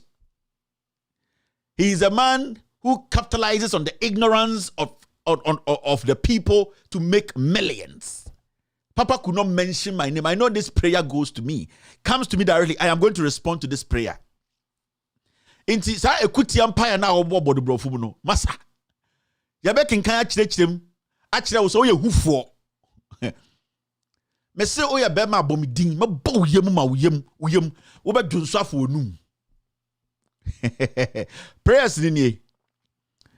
And I stand to proclaim again before heaven and earth that I will outlast and I will outlive all those who desire my head and seek for an occasion to make a statement to prove a point that they shall be disappointed and disadvantaged, and I will see the goodness of the Lord in the land of the living, and I will outsmart, outlive, and outlast all of them.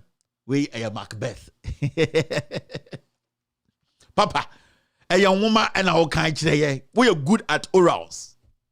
We are Macbeth, we are Paibo. You cannot outlive anybody. Papa, you cannot outlast anybody. You outlive yourself. You have outlived yourself. You are not important in Ghana again. Papa Duncan, you cannot intimidate anybody with those words you have gone to learn, chew and pour to intimidate. There is no power in these things. Sit down and listen to wisdom. He goes on to say this. You can go and mess me up. Papa, you have messed yourself up. Now, Bible, you have messed yourself up in the first place, because we need to give what is to Caesar and what is to God to God. God said when we pay our taxes to the government needs to use the taxes to benefit we the people. We have given our taxes to your Caesar. You are licking his butt. I'm talking about Kufuado. And your Caesar came out and broke down the taxes, the money we use for the taxes, to build a senseless, foolish, idiotic cathedral. So let me tell you, Papa, you can go and you have already messed yourself up. You basically look like somebody with shit on you. You have a lot of flies to deal with. You have messed yourself up already. You in your own church, there's a problem there. You know that. There's some political problem going on with this E-Levy cathedral to your church. It will divide very soon. Your church will split up in no time. You know those people coming up, those politicians in your church having issues with you, may say, your church was split up in Jesus' name. That place is not a place of God. It's a place of business. Why sorry no, any bantamajum, any kejetia difference in him. Don't dare to use your voice and some things you have read to intimidate anybody. I am ready for you. Shut up and listen. It would save your soul. The last time I told you, sit in your golden chair in your room and ask your God, how can I hear you? You are deaf to the Lord. You are still being stubborn. Let me read the prayers. You can go and mess me up. You can go and misrepresent me to anybody. Nobody is representing you. You were the same person who stood in front of your church and prayed to resurrect the city. Today, where is the city? You are a liar. Every liar will end up in hell. Don't let us use your own words to judge you. I am not God. I cannot judge you. But your actions will prove the kind of leader you are. You have messed yourself up. You have done politics for long. You have neglected the gospel. Today, you have become a puppet to politicians. That is the advice I was giving you. Move away from your bad ways. Move away from your sins. Don't be scared and don't be afraid of the gospel. Accept the gospel, because the gospel comes with bitterness. Don't act. That thing you do in the church, we can do some. We can build a church and get people to follow us, because majority of those following you are ignorant. You are not God. You cannot heal any man on earth. Heal yourself and heal your soul, my friend. You have become a William Shakespeare in Ghana. You have murdered sleep, Papa Duncan, and you will sleep no more. Because the word of God, the gospel, the Holy Spirit, you are trying to murder the Holy Spirit, and no man on earth can murder the Holy Spirit. You will never have sleep. You will sleep no more because you have murdered the gospel. You don't know the Bible past anybody. Let's move forward. He went on to say this. You can go and mess me up. You can go and misrepresent me to anybody, which is very common in our society. You know that. That's good that you know. People have this ministry and anointing to misrepresent other people, to go to the powers that be and lie about you, go and misrepresent you, say things that are not true. When somebody fights you and they realize that they are not winning and you are too powerful for them, they go and find someone else they think is powerful to get at you, and they go and lie about you, or lie about, represent you. The renowned preacher said, without being specific about any issue, Papa Duncan Williams, nobody thinks about you. You are a nobody in the eyes of God. Until you tell God to save your soul, you are just an empty barrel. Your words will give you out. I didn't pray for the city to rise. I didn't speak about the tongues. I didn't sit in Ghana to follow a president using the taxpayers' money to feed you, to stay in a hotel using the taxpayers' money, to fly you in a first class, to come to America and dupe people, take money from them in the name of going to build a cathedral. Whilst you know, as a man of God and as a politician and as a Ghanaian, that the president wasn't voted to come to office to build a senseless cathedral. What pisses me off is you knowing that the taxpayers' projects were there for them to break it down. God in his own wisdom will never, if God is crazy, he will never say, what my people have sweat to build from their taxes, I will kick it away and build a senseless building that I will never live in. Because our soul and body is the temple of the Lord. You have misrepresented yourself. You are a sycophant and impostor. You have dwelled on hate. You have used the Bible to put fear in the ignorant ones. Your days of becoming a powerful man of God, in quotes, is over. You are done. You have nothing left. But God gave you one thing. He gave you wisdom to sit and reflect and talk to your soul and ask God to open another way for you. You have a chance today. Stop being arrogant. You have a chance today to save yourself. The drama you've been doing, putting a towel around your neck, going and coming and sweating, it is business. It is money you need to come buy a house in America. It is money you need to sustain your ego. It is money you need to look fresh in the eyes of men. But Lord, God himself is blind to you. And you know it. You don't sleep at night. Your soul yearns for what we call self-restoration. You are not a happy man. You are hurt in your heart. You feel bad in your heart. You know you have disappointed God. The Bible is a book. When you read, you need to apply your common sense. Being a Christian does not make you God himself. Be disciplined. Speak truth. Let people know your yes and let them know your no. You are a complicated human being. Your lifestyle is like the Ghana city. Today it is here. Tomorrow it is there. The next day it's down here.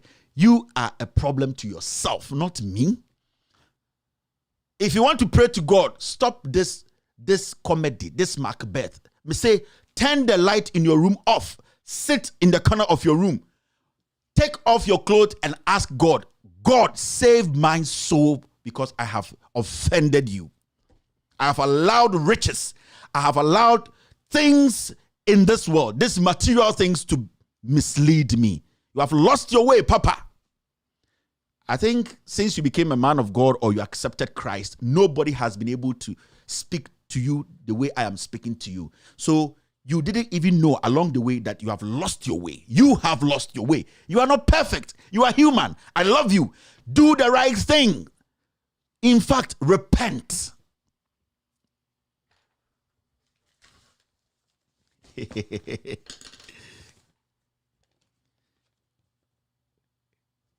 The medals you are carrying and the sword and the rings and the intimidation cannot help you enter heaven. I'm telling you. And those young pastors in your churches, be bold, one of you, and tell Papa, say, Papa, I see you have lost it. Duncan Williams, you are a liar. You are a political pastor. You cannot be trusted anymore. You have nothing in you. The Holy Spirit has forsaken you. You know it. You are empty. You are still capitalizing on the threats. You're capitalizing on the weakness of the people. You have nothing left. Be honest to yourself. Nobody hates you. Nobody's setting you up. What's your problem? If you are doing the right thing and people are setting you up, saying things about you, it is only God who knows the end of every man. Your job is to do good. I have one philosophy in life. I don't believe in hell. I only believe in somewhere when I die, I will have peace. So what I do is to do what is right to go to that place. I have no alternative apart from that place. So I don't care about somebody talking about hell. I don't care about somebody talking about some monsters to put me in fire. I have blacked my eye, or I have shut my brains to that. It does not exist in my life.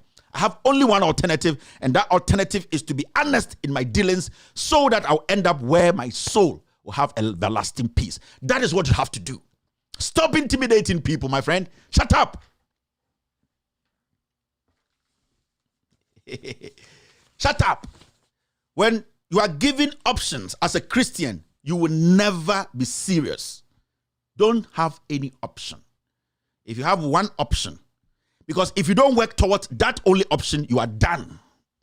I am working towards only one option, and that option is to make sure whether there is heaven, there's paradise, I will end up there. Whatever you tell me is your problem, because those things will intimidate you. It will frustrate you. It will make you try judging yourself. God has given you only one path. Do good, and you will see my favor. What is your problem, Papa? Shut up. This is the second time I'm telling you that. I say shut up. There are more things we don't want to talk about. Shut up and sit down. Come on, Pado. Shut up and sit down. You are becoming unbecoming. You are talking too much. You are becoming too arrogant. Shut down and put that your ass down and listen to wisdom. We are not going to do this again. The next time is going to be nasty. Shut up. That's the last thing I'll tell you. Let's move forward. Now, see this.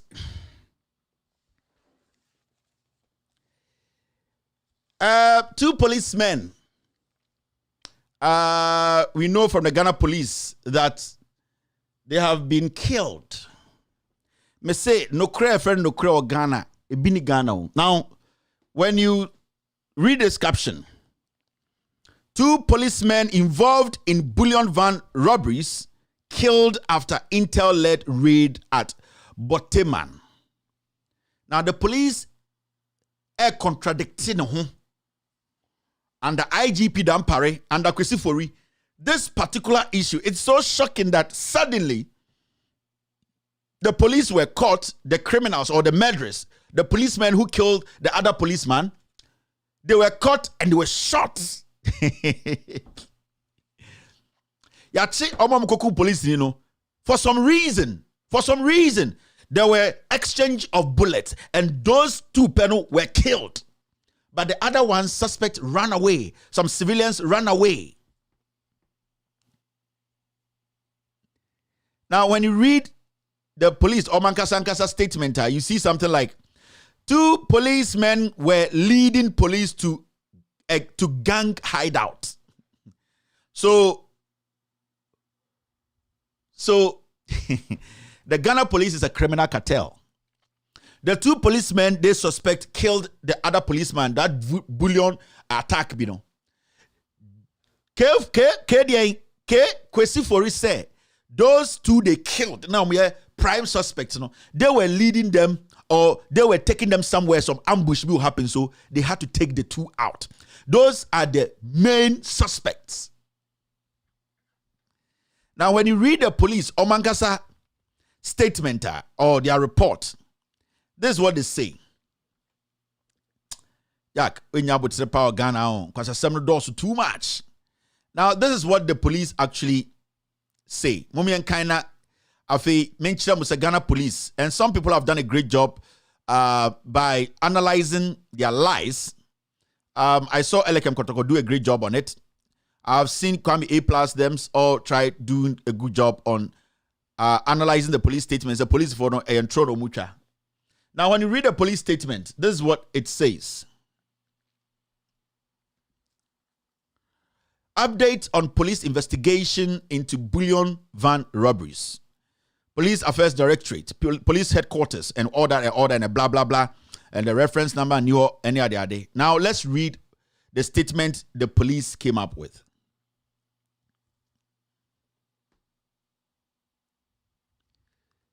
1. The police have carried out an intelligence-led field raid at a hideout of the gang connected with the investigation into the bullion van robberies. 2.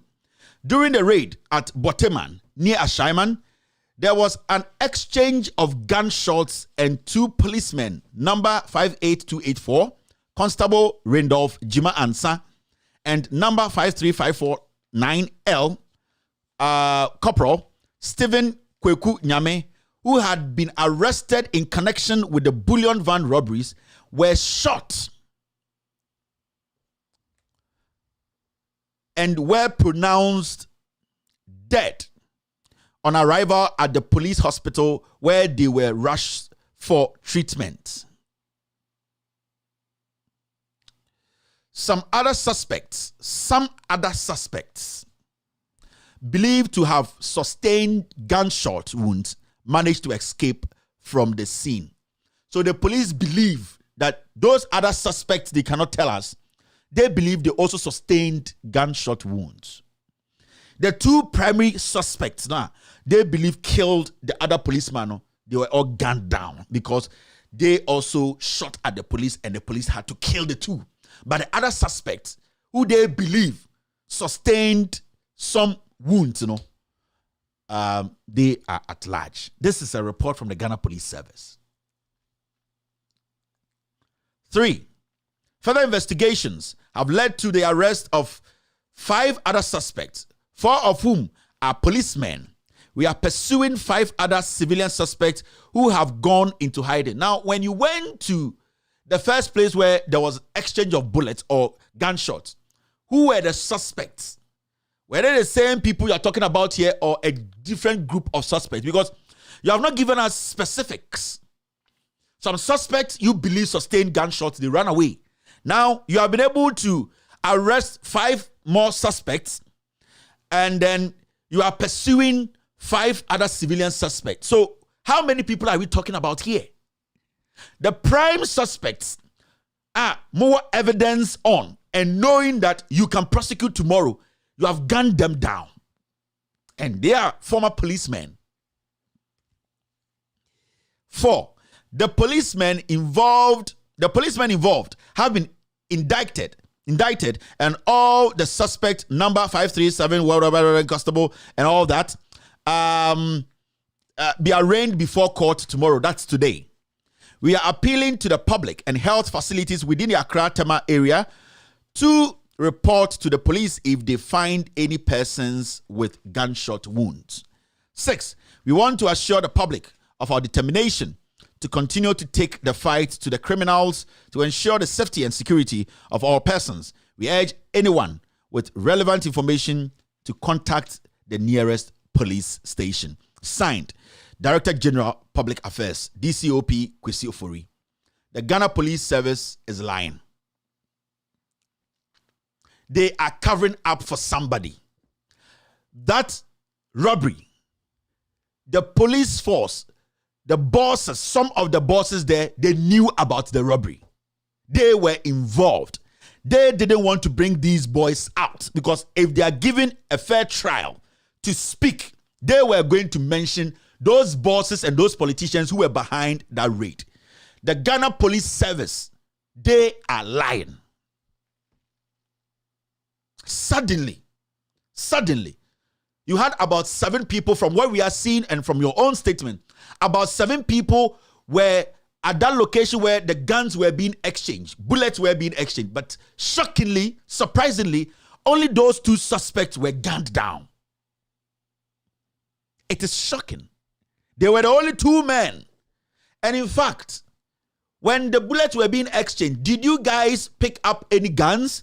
Did anybody tell you that those police, you people think we are foolish, right? The bullets that were coming to where you are, did it hit anything? What are the forensics doing? The issue here is we have a police service led by Dan Parry. That is a criminal cartel. This report is a joke. The police have murdered their own to cover up the crimes of the police.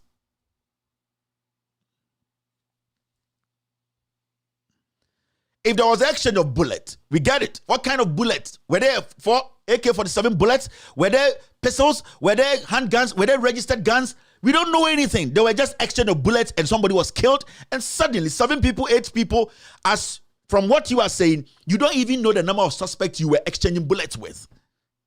Because if you say that they were leading you to somewhere to ambush you guys, then it means you have knowledge of the number of people you were exchanging bullets with. How do you know 5 people ran? How do you know? Were they all holding guns? Or just those 2 guys with guns? We want some specifics. We want a press conference for intelligent questions to be asked. You are talking about suspects running, getting wounded. You believe. The issue is how many guns? How many bullets did you retrieve? Were they all coming from an AK-47? They all have serial numbers. When you killed those people, were some guns left behind? Were they holding guns? We need to know this. You can't just make this vague statement and walk. People's kids have been killed. The issue here is if these 2 people killed that police officer, they have done something wrong. We need to get to the bottom of it, trial them and make sure that they are penalized, punished. But because the Ghana Police Service knows they were part of the robbery, some of the bosses at the police office and some politicians were behind that money. You wanted to cover up your shit. So you just went in there, and God being so good, the only 2 suspects you suspect killed the police officer were gunned down. Do you think we are watching some Cartoon Network? And I'm just saying nafty na yeshe.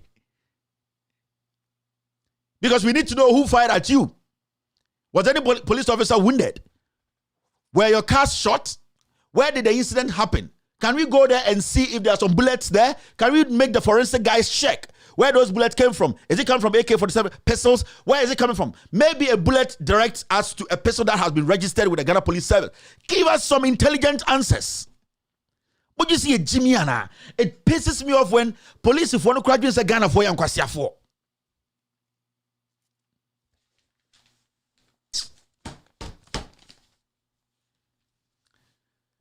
The Ghana Police Service, they murdered these guys.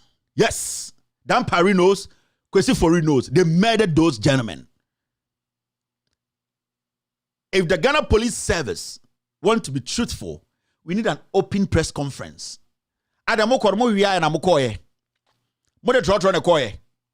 Location na mukoye na bullet bullet na ambon wa bebo bibi anamebwa say menye show say wurem na mkodo to bullet bokori tutuo no. If even a wurem bullet shots no, some will have to fall down there. Why do you do that? Ghana Police, Dan Parry, why do you do that? Why do you people do this? The police services has been filled with criminals, party foot soldiers, murderers.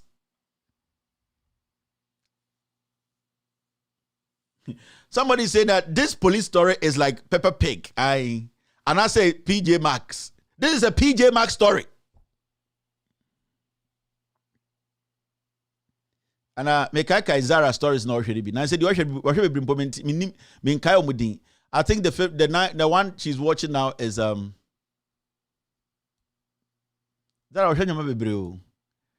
I think Carmen San Diego is what she's watching now. What you say, Carmen San Diego story, Anna? No. Let's stop this stupid thing we are doing in Ghana. You kunipa near cover up Ghana Police Service. We need a holistic look at the Ghana Police Service. 70% of those recruits there are all criminals. Yeah. And the police, papa no mo nim. We have seen police rent their guns to people to go do robbery. We know. Today, the Ghana Police Service, the hierarchy, Dan Parry, Kwesi Fori, those people that they know who was behind the murder of that young man. And the statement they are giving us is stupid. The system is gone. The system is gone. Anytime it's time catch Ghana for say, what time kwa wo. Omwankasa ho no muku omo ho no. Wo de oya boa. It is not a joke. Me say, omwankasa police for na omo ho no. Oma gangi up no muku omo ho because impenifo ni bi asoma bi mama kobɔ kro no mama kubi. Ema yakoche bi ma abetoto omo no a. Ye ku omo. Adeɛ na we have sectioned them to court. Ya baby. The issue is the Ghana Police Service, you know, they are lying. It's a lie. They murdered those guys. They killed those policemen. They did it.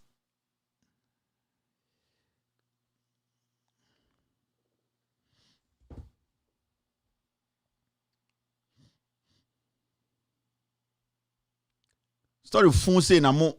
Now, this is also another story. Just ended there. I've been so sad. Just my Ghana from far. I am yam. I'm say Ghana. Sebio Yejimi Kakrao. There are so many people we are not supposed to be allowing or giving positions to. Now, and they say a court said yeah. The Supreme Court says, Joe Wise has the right to officiate and also play for his team. This is the Supreme Court of Ghana. Now, utie comments from let's listen to Haruna Idrisu, the minority group leader. We will listen to Sam George. Listen to these two people, right? Yeah, we will listen to one other person from the other side. Then you sit back. Now, if you busa questions be. Now, if you're Ghana from Mama Tia say the reason why we are here. And I am being honest. Now, this is the minority group leader, Haruna Idrisu. He made some very emphatic, very, very straightforward statement. I think those statements were on point. Listen to Haruna Idrisu after the Supreme Court cast said Joe Wise can be a speaker and at the same time vote in Ghana. Ladies and gentlemen of the press,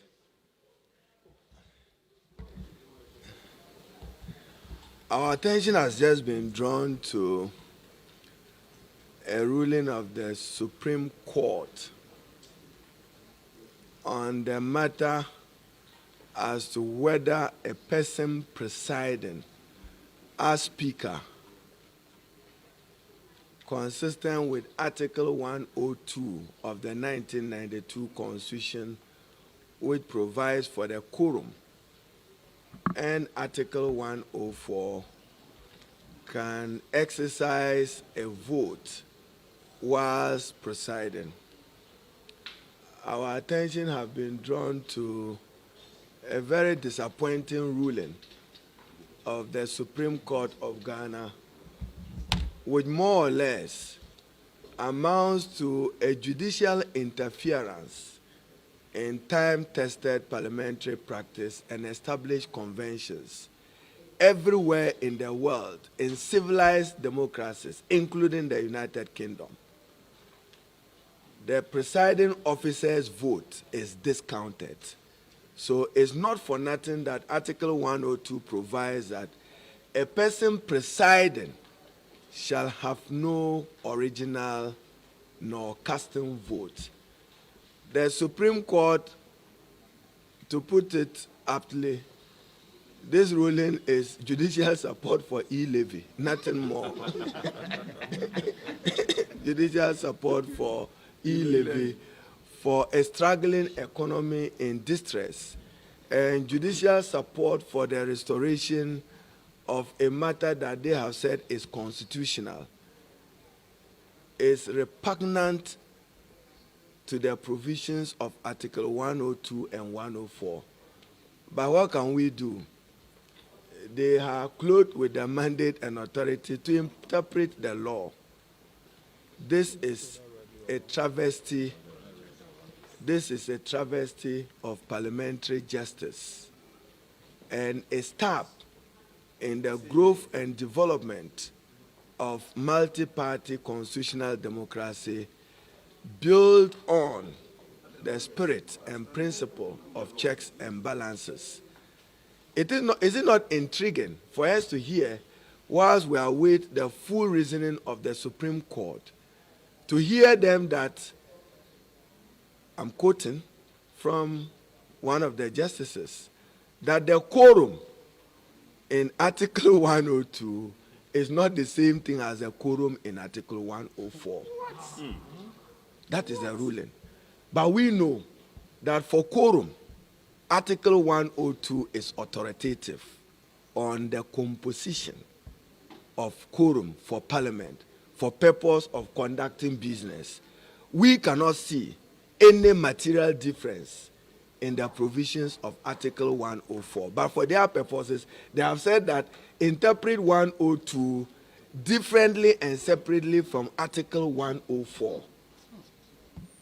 They ought to know that Article 102, even the side note, marginal note, says quorum of Parliament. The judiciary of Ghana is also failing Ghana's parliamentary democracy in their inability to appreciate the true meaning of Article 110 of the Constitution, that Parliament shall by standing orders regulate its own proceedings. When we regulate our own proceedings, and today reference is only made to the 1992 Constitution and not to the standing orders of the Parliament of Ghana, and in particular, Standing Order 13. Today, as we speak, the Speaker is indisposed. There is a presiding person in the first Deputy Speaker. So, for your purposes, can you imagine what will happen in Parliament? While the first Deputy is presiding, there is no second Deputy Speaker available who will preside to supervise him voting for our purposes. Repugnant and unreasonable decision. He is presiding, so where he is presiding, and the second Deputy Speaker for some purposes is not immediately available in the chamber, he will walk down, vote. At that time, there will be no person presiding over the Parliament of Ghana. This is a judicial support for President Nana Addo Dankwa's e-levy that he is liberating. So, now, the question I'll be asking, I want to ask in a say, the Supreme Court, with this ruling, right, are they expecting, say, normal business in Parliament to go on? A simple thing, because there's law and there's common sense. This is my first question. Say, Supreme Court, do they think, say, this ruling, let's say Supreme Court is right. Yes, perfect, they are right. Do they think, say, anytime you say there's law and there's common sense, do they think, say, this ruling will help Parliament business, government? Do they think that this their ruling is going to change things in Parliament to make things run smoothly? It's a simple thing, because Supreme Court said Joe Wise able to me as speaker, as says former and Amibusa say the Supreme Court led by Chief Justice Eninia, do they think this their pronouncement, this their decision is going to make anything better in Parliament? Now let's listen to Sam George. I have a reason why I'm asking this now. They have given their ruling. We have heard. But I believe that there's a reason why our standing orders say that Parliament is the master of his own affairs. And that the procedure in Parliament resides in the bosom of Mr. Speaker. For me, I cannot for the life of me be part of what I would deem an illegality, which would be that the person presiding in the House will take part in a vote he's superintending over. And so I do not know what position my leadership will take or my party will take, but my principled position is one that states that anyone presiding, be it Mr. Speaker or any of his two deputies, has absolutely no business taking part in the vote on the floor of the House. And we will employ every legal means within the parliamentary procedure to ensure that this long time tested practice of Parliament, which is 30 years old this year, will be upheld. Until the Lord Justices decide to start expunging parts of the Constitution, like 1045, for us to see that the application of the law is not skewed and imbalanced. I do not see why anyone who has a conflict of interest should be allowed to vote. Because 1045 says you have a conflict, do not vote. Why did the Lord Justices go silent on the standing orders of Parliament that say that a chairman of a committee does not have a vote? A chairman of a committee in Parliament does not have an original vote.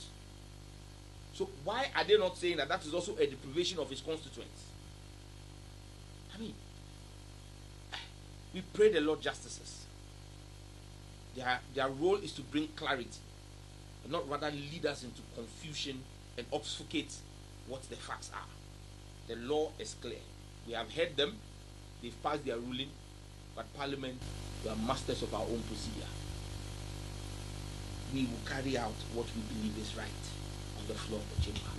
I'm suggesting that I will protect the independence of Parliament from any interference by any other arm of government. We have stood up to the executive. We will stand up to any other arm that seeks to interfere. Or I will stand up to any other arm of government that seeks to interfere in the work of Parliament. And I can tell you that I am sure most of my colleagues are of like mind, because this is a dangerous slope. Tomorrow, you would have someone go to court, and then the Supreme Court may also rule and say that they are holding someone criminally liable for comments he made on the floor of the House. This is a Pandora's box we would not and should not open. The last time Joe Wise tried to move from his seat to cast a vote, I was polling agent for the NDC. You remember what happened? My position hasn't changed. You resisted. Our anthem enjoins us to resist oppressors' rule.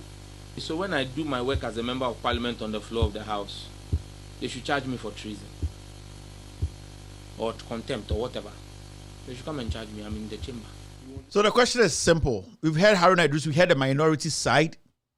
The decision by the Supreme Court today saying that Joe Wise can be a speaker and also can vote at the same time. Then the question is, Supreme Court, I just want to ask you guys a simple question. Do you think this your decision will bring any peace in Parliament? Will help the government pass e-levy? Because if that is the motive behind what you did today, that's why from the beginning of the conversation I said there's law and there's common sense. Sometimes we put the law aside, especially when the law, we know, has its own stand. We apply common sense to save our souls.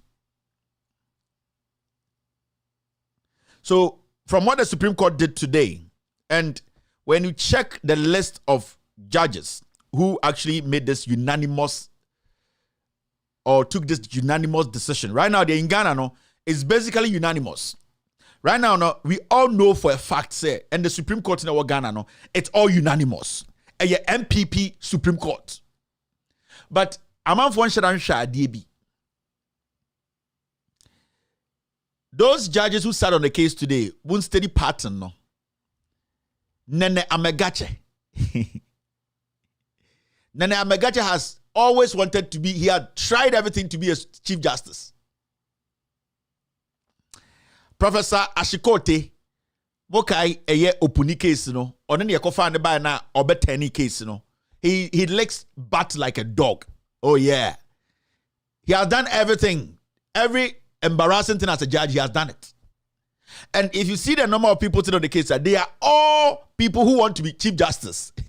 So every single individual there is licking the butt of the president. Now who else is there? Mariama Owusu, you know her. Lovelace Johnson. You know Lovelace, the Chief Justice ex-wife.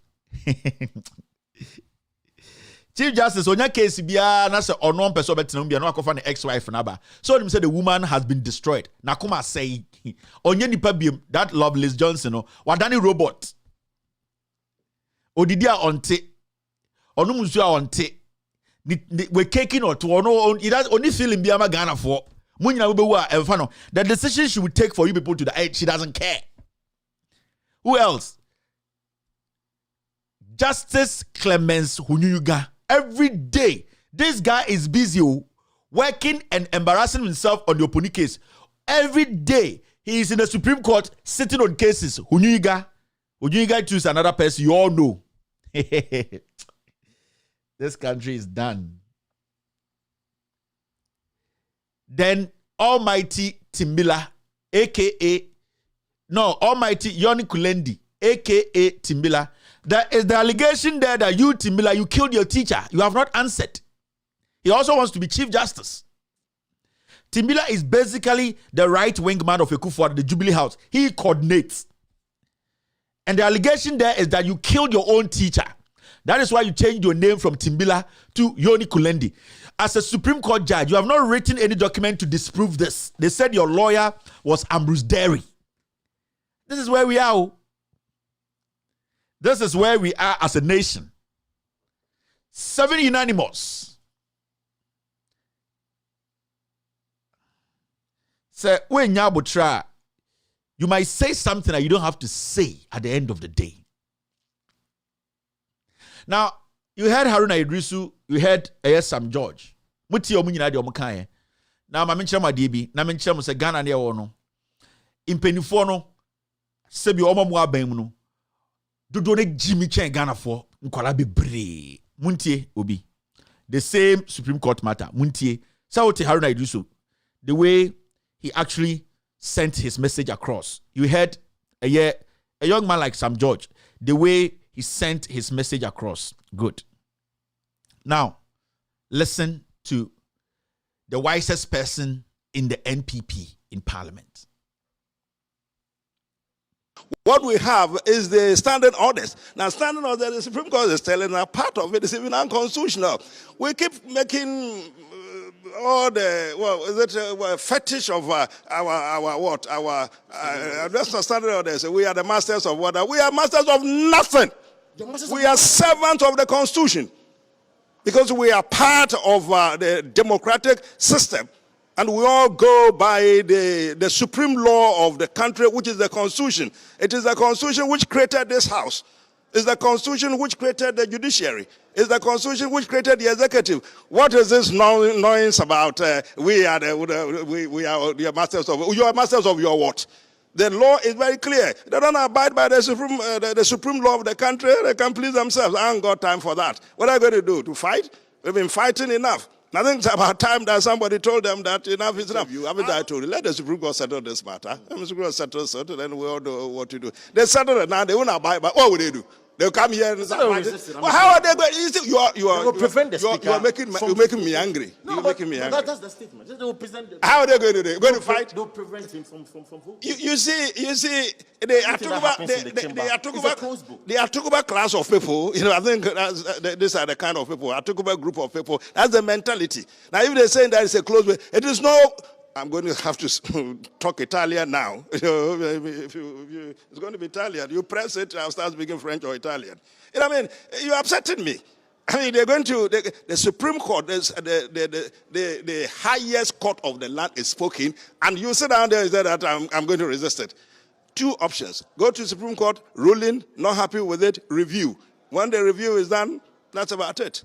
If it's reviewed for you or reviewed against, that is the end of it in a democratic system. It doesn't make sense for anybody to suggest that a member of parliament, because he's presiding, ceases to be member of parliament for Bakwai. For Formina. It doesn't make sense. That's what the Supreme Court is talking about. So my colleagues will see what they do. I mean, they would resist. They will resist a president's rule. They can sing a president's rule, whatever, till that kingdom come. Supreme Court is rude.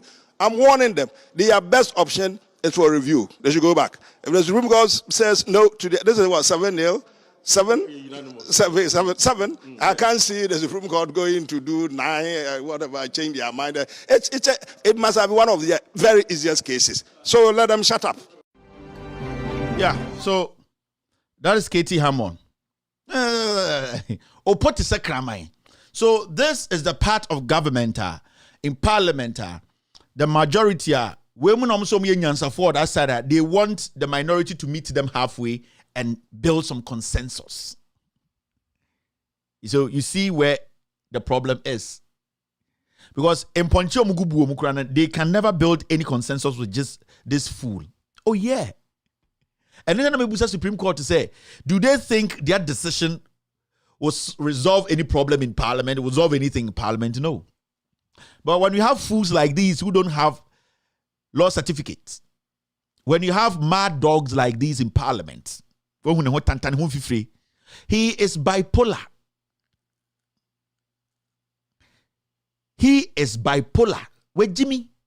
Now, what I want to talk about is, if the Supreme Court is saying that everything in Parliament they can preside over because nobody is above the Constitution, and that they are going to use the Constitution as the benchmark, then the Supreme Court is set a precedent that every single issue in Parliament, they can bring it to Supreme Court for them to use the Constitution to interpret it. Because what happened in Parliament for them to bring to Supreme Court was parliamentary business.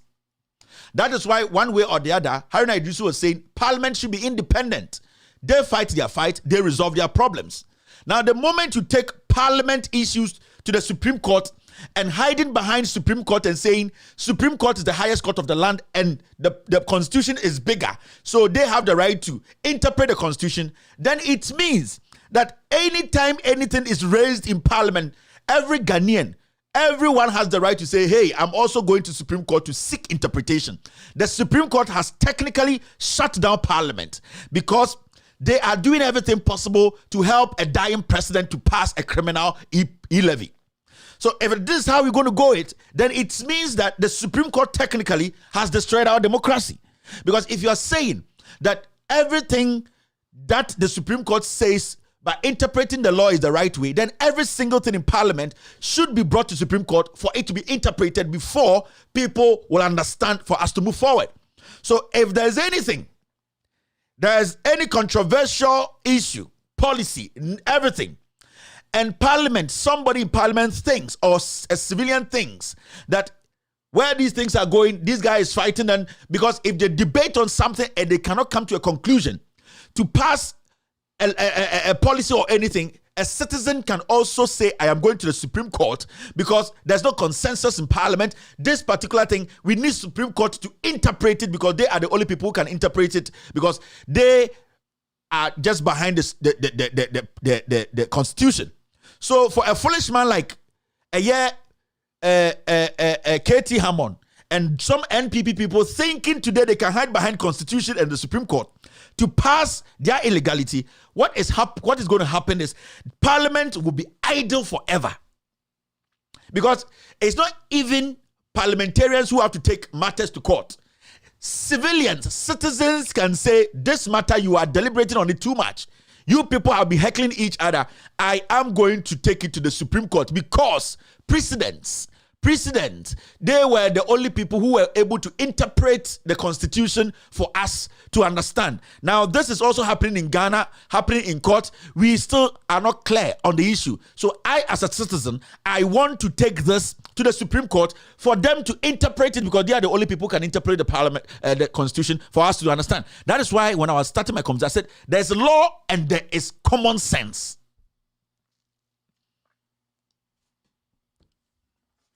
There is law and there is common sense. The reason why today Ghanaians don't trust in the Supreme Court is because during the election petition, the Supreme Court failed to apply common sense.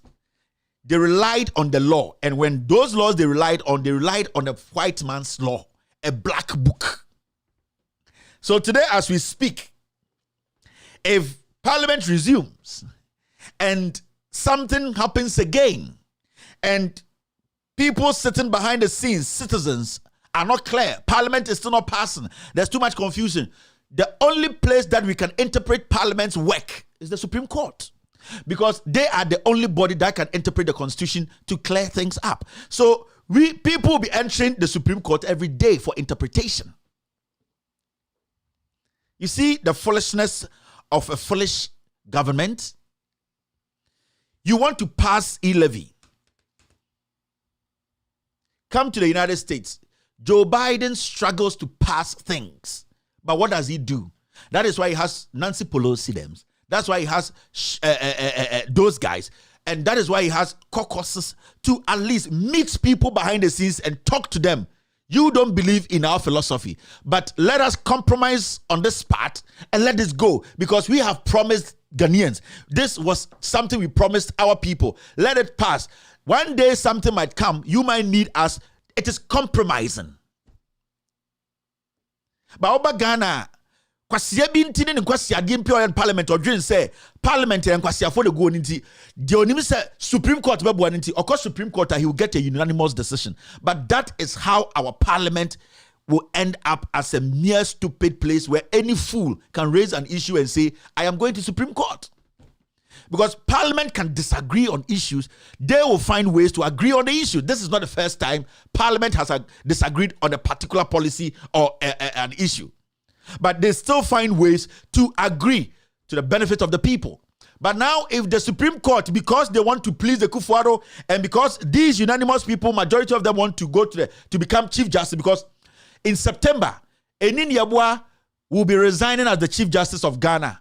They need somebody who will come and do Kufuor's bidding, so that when he kills again in 2024, they can go to Holland and bring a green book there and say, when we went to Holland, their law book, which is green, says that we should listen to the black book or green book from Holland. And that is how low our Supreme Court is today.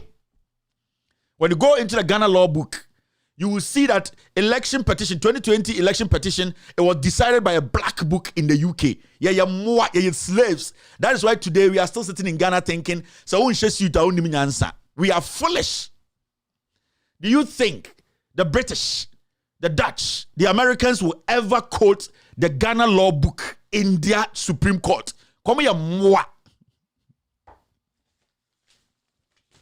Supreme Court has destroyed Parliament because the decision that they came out with, there is no way the minority is going to build any consensus with these fools. No way. What the Supreme Court should have done was to tell Parliament that you are adults, you make laws, go there and make this work. That is what Supreme Court does.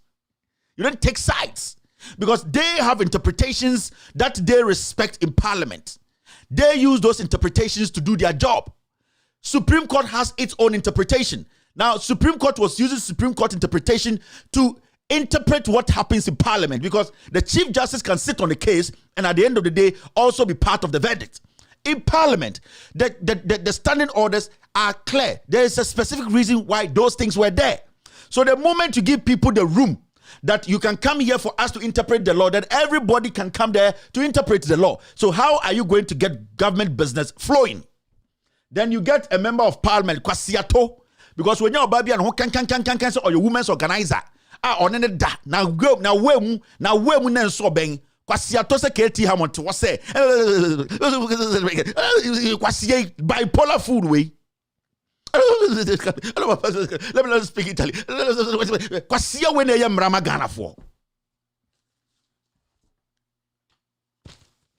Kwasia to way KT Hammond on an AM Ramagana for Kwasia to way. Now, how are we going to move forward? We cannot apply common sense again. We are so stupid to say, from headmaster to the last messenger, to say, you read the book now, read book now, you read you to me apply way and find read the book now. The Supreme Court of Ghana, first, they destroyed our democracy. Secondly, they have destroyed Parliament. Because all that the minority needs to do is, and they don't even have to do much. If there are citizens who don't want government business to go on and want to destroy Akufo-Addo's government, they sit back. The moment there's any confusion in Parliament about a process or something, all that they do is, let's go to the Supreme Court for interpretation. Say, precedents. So we don't want to apply common sense again. So the precedent the Supreme Court has set, it is going to go on. And government business has ended today. We have murdered government business. Government business will not survive again. Cooperation is dead. Because There's somebody sitting in the Supreme Court who just wants to please the dying president, who wants to be a Supreme Court Chief Justice, who just want the president to catch the president's eye, for the president to say, why are there? I'll give you position. That is how low the Supreme Court has come. Jimmy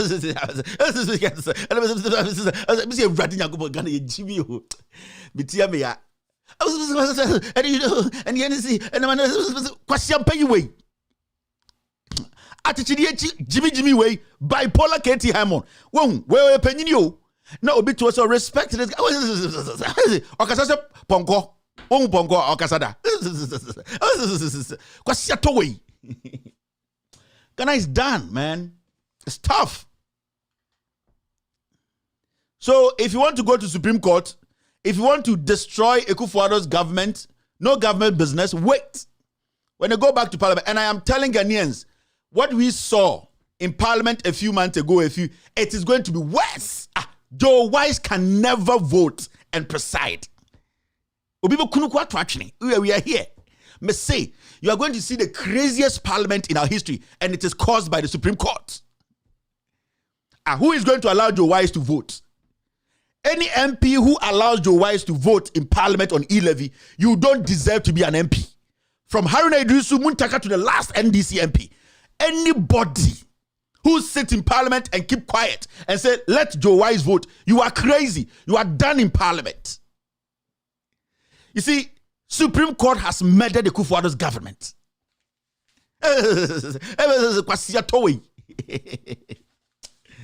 So we are here. Do you think you can build some consensus here? You can't.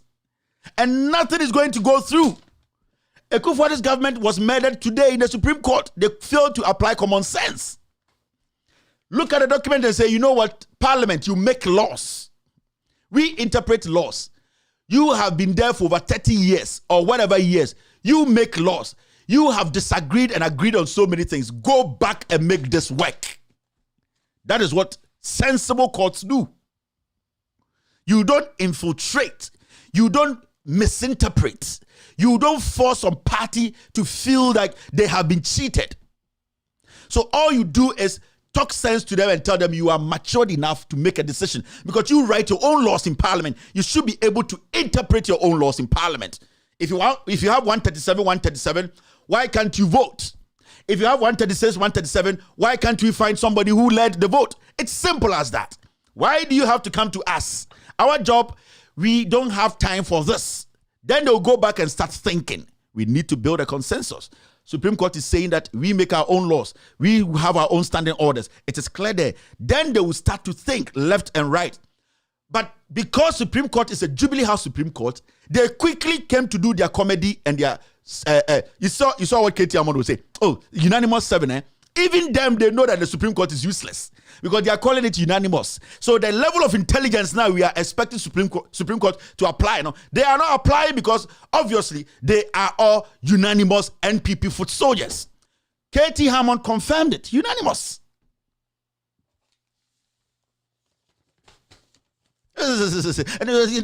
Jimmy way. What's up the tabishini till no permanent free parliament? Oti asukwa adansi asukwa Jimmy ne certificate krobwa. Wasiato bipolar Jimmy way and huni wo in parliament Jimmy no ho. Me so dem no wie o. De ba no we anka resign. U Keti Amon. O fui kwasia 25 years 24 years in parliament. Afa na wo ye kwan. O tan say bola bed. Let's move forward. CSR. All right, now see this. Now see this too. But see, right now the people don't have anything. You don't have a Supreme Court. You don't have an Attorney General. This list is I'm gonna say democracy in Ghana, and one of the most corrupt gentlemen or corrupt Attorney Generals we've had in our history is this boy. The tisa eta. Godfrey Dame only T. I said tapoli adabi etana de yebo kure saying tapoli o said then I unity. Just say he is not the lawyer for Ghana. He's the lawyer for Jubilee House. Just say what you want to say. No wonder the boss can say I can't work with this sycophant, this liar, this thief. I want to leave this Attorney General's department. And it's not Gloria Kufu free honor. Because if you're working with such a termite, such political insect who does not think about the people, it's always licking the butt of a guy who does not have certificate. Then say we are done. When was the last time Godfrey Dame stood behind a citizen to fight the government? No, his job is to come and protect a criminal president. How did we get here?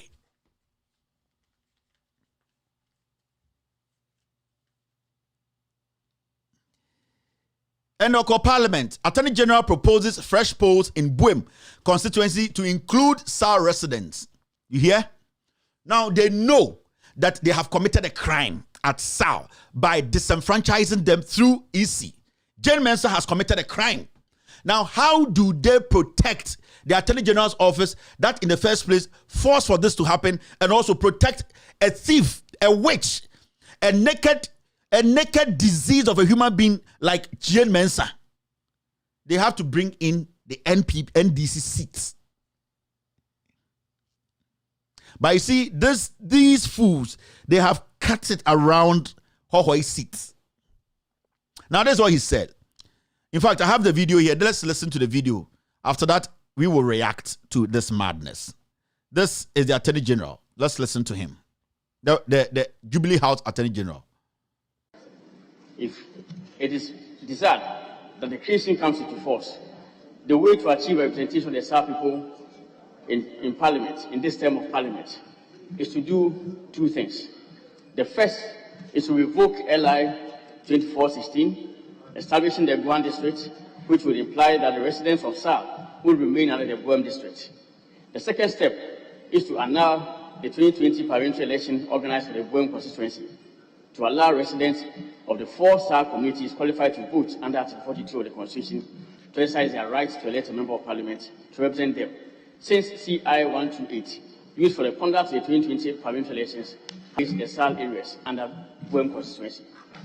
A placement of the SAL areas under the Buem district and an annulment of the Buem parliamentary election in order to allow the residents of SAL to vote for a member of Parliament in the Buem constituency would eliminate the risk of a violation of Article 242, paragraph B.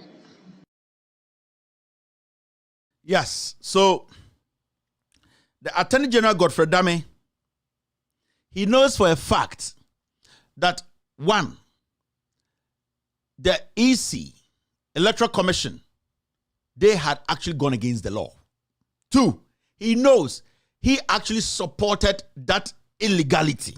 Now, how is he going to protect that seat? Now, because they disenfranchised Ghanaians. Now, remember, those who were disenfranchised as South, they had the right to vote in the presidential, and they had the right to also vote in the parliamentary. Now, the parliamentary and the presidential come together to elect an MP and a president.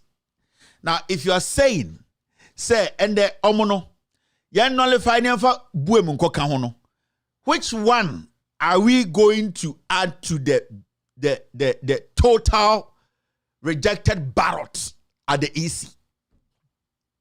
Because the moment you conduct a new election, before election 2024, any by-election. By-elections are different. But the moment we conduct an election which is supposed to, in quote, represent the 2020 election, it means the figures at the EC automatically changes. Whatever is there will shift. But remember, those people going to vote are not going to vote for only Akufo-Addo and Mahama and then the MPs. They are going to vote for other parties too. So numbers are going to move around. So it shows to say we still don't have a legitimate election result. Now, that is one. Now, for him to even just come out and say we should go bring the NDC MP, who at the end of the day, we voted for, those people, you in the first place knew. Say, almost so they were supposed to vote in all these MP seats. How why there any Buem there no? Now what that guy who was in charge of the demarcations and the read their friends saying, Damboche mu ye and say, because Sadia no we are political, no, they try to divide a lot of the votarians. Senebeya, their vote will be depleted. They will not have that interest in going out in their numbers to vote for the NDC. No, they try to deplete it by Senebeya. That is what they started into the idea gerrymandering. And when you say gerrymandering, they technically decided to cut the voter region into different pieces. Now it was up to the EC at the end of the day to know whose MP is here, whose constituency is this. That is not a job of the people of Sal.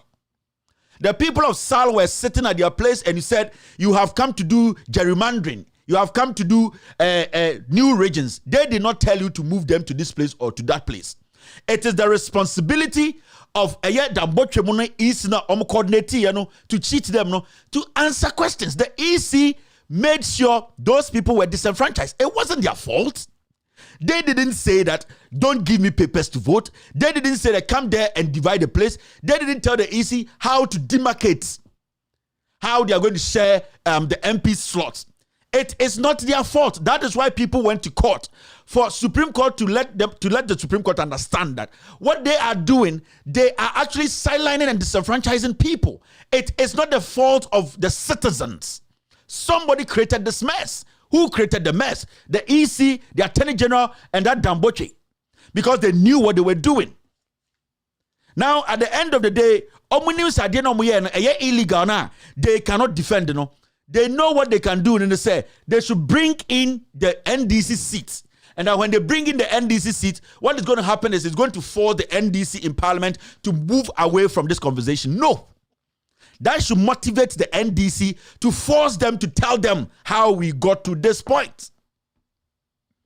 These are some of the reasons why we need Jane Mensah in Parliament. Attorney General, we know he's crazy. Everybody knows he's a party dog. We need Jane Mensah, who conducted the elections, to tell us, how did you do your demarcations? How did you put these people here and move these people here? How did you disenfranchise these people? Because the Constitution, which the Supreme Court is the only body that can interpret, says every single Ghanaian of sound mind who has the right to vote needs to vote. Nobody has to be disenfranchised. That is the law. Why is that horse? Why are they not talking about the Constitution when it comes to SAL and people being disenfranchised? So, say this Jane Mensah, this Attorney General, they are liars. They know they have committed a crime. Do you think, say, the issue of Ghana is here, over 30,000 people did not get the right to vote? It can happen in the UK. That officially, the whole government machinery, the EC, or whoever conducts elections in America, says, these people, we are not even going to give them papers or polling stations to come. Do you think it can happen? Upon all the gerrymandering, if it happens, people protest to the point where their votes are counted. But in Ghana, somebody sit and say, this group of people, don't give them power. Don't let them vote, because when they vote, Amewu will never win the seat. Amewu obewu nakoma nye or heart problem. Amewu will die. Onye Yesu Christo. Amewu is a sickler. He cannot keep that seat for 4 terms. He can't go that far. Amewu wants to be vice president. Amewu knows his limits. So what are you people doing? What are you people doing? You see, the most important thing here, I also Obiati Asiene say, your constitution, Sibia NDC, MP before a defend the constitution because the Supreme Court has done their job for them. No? They should be able to defend the same constitution when it comes to voting. When people are disenfranchised, does it make the election legitimate? These are basic questions. Now, Kwasiato, Ashawo need to say Jane Mensah to war. Nobody's asking her questions.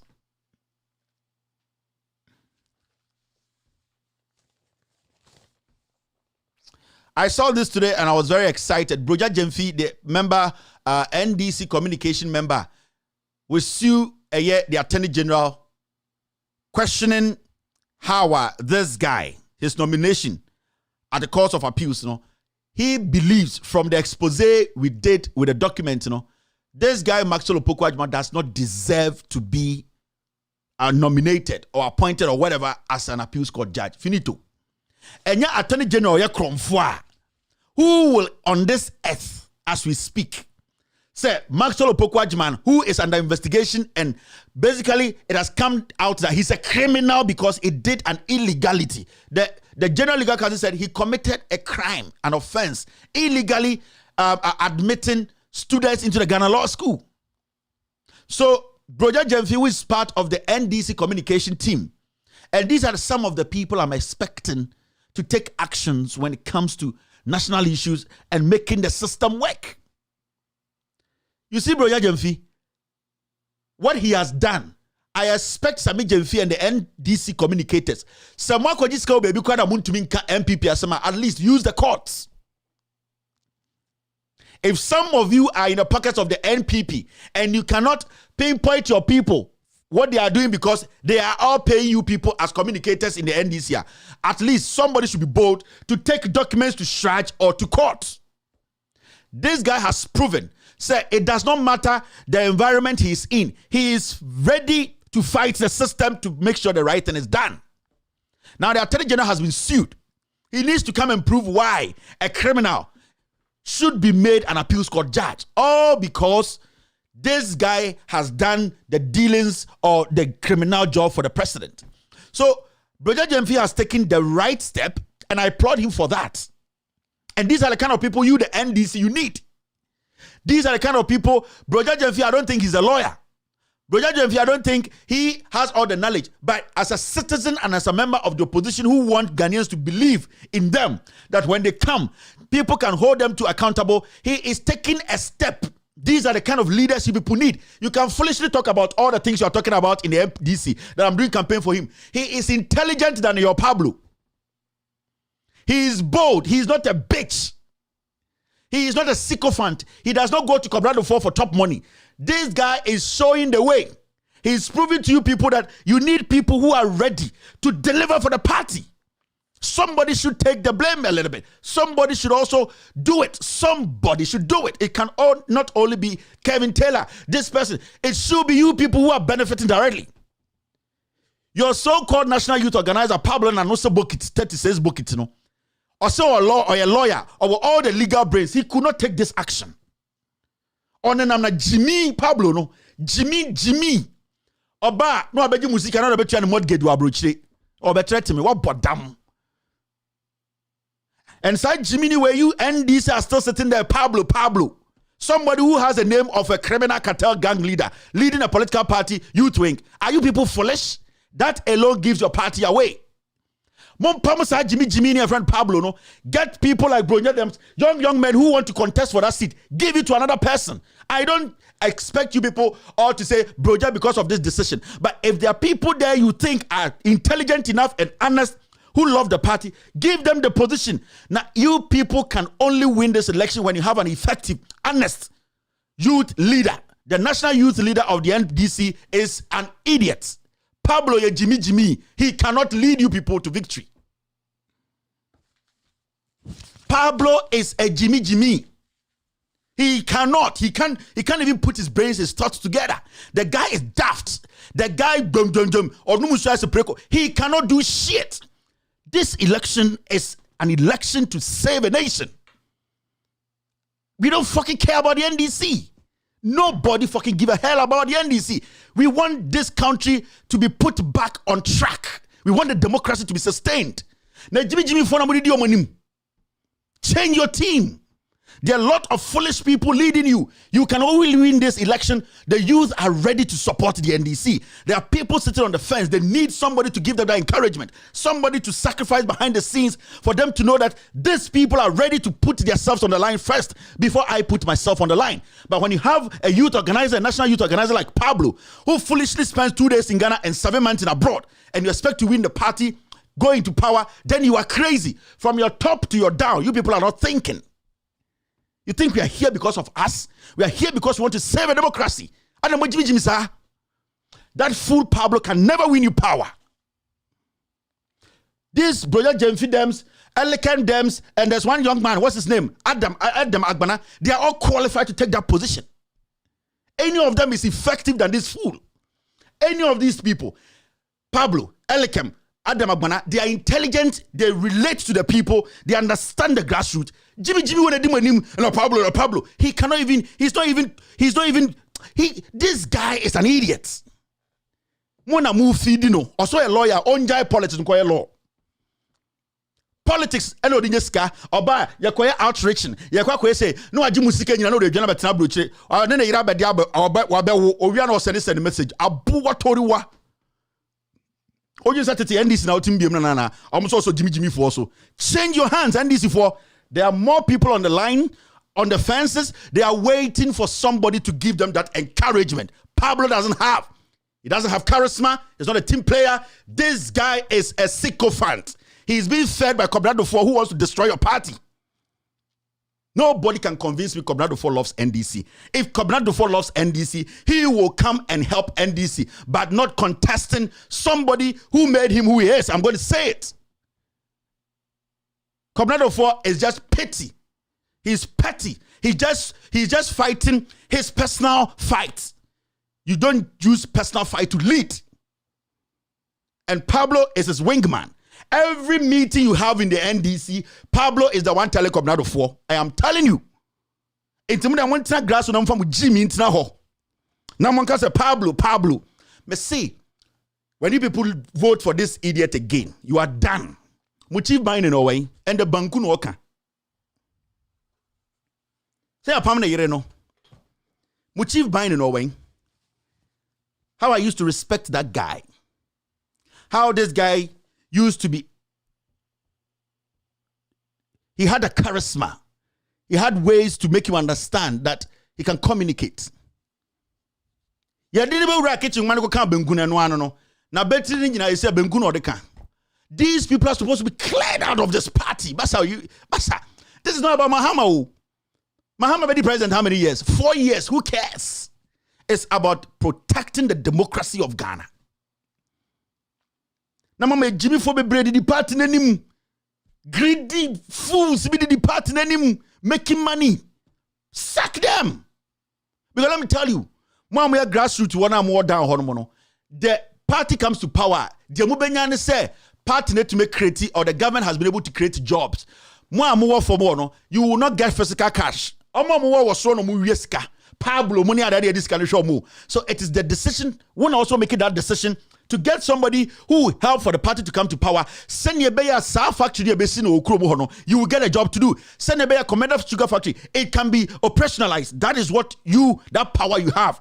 No I for Pablo yeku NDC for not done in America. What Jimmy?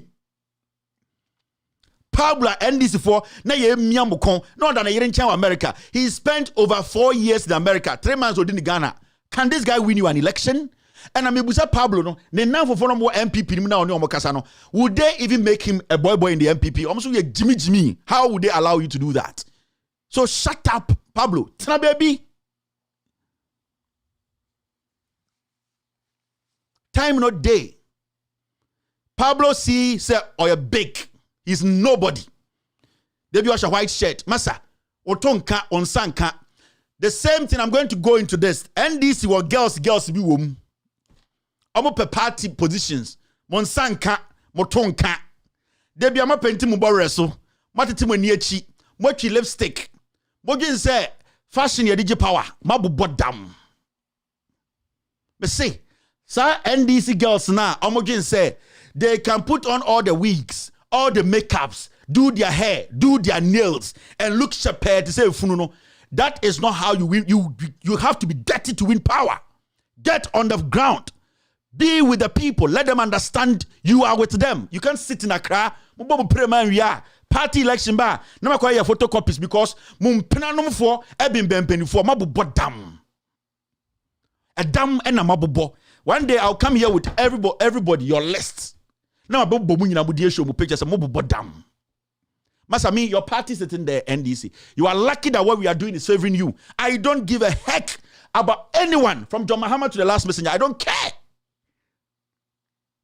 Me see, But partners who are NDC, you are lucky that today we have a monster. You are crazy people leading this party. I don't fucking care about your John Mahama or the last person in the NDC. I care about NDC coming in to make sure they recalibrate the system for the democracy to work again. It's my lucky. So I am waiting Josu Okutejano. The right thing needs to be done. Ghanaians have no option than to rely on the NDC to save this nation. I must say Jimmy Four. Who the hell is Pablo? Minimuno. Who do you know Pablo? This is a simple gesture. Etuma will be confidence. Brother Jamfini, hey, Edema Banani, hey. So this is a gesture. A day where Brother Jamfia, you know, it will motivate other people to also decide to take action. That is what leaders do.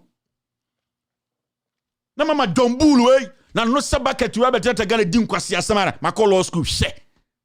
What call law school? Teacher bia or teacher. The professor of law, obi na chair idea what bodam, Makola law school. You'll be back.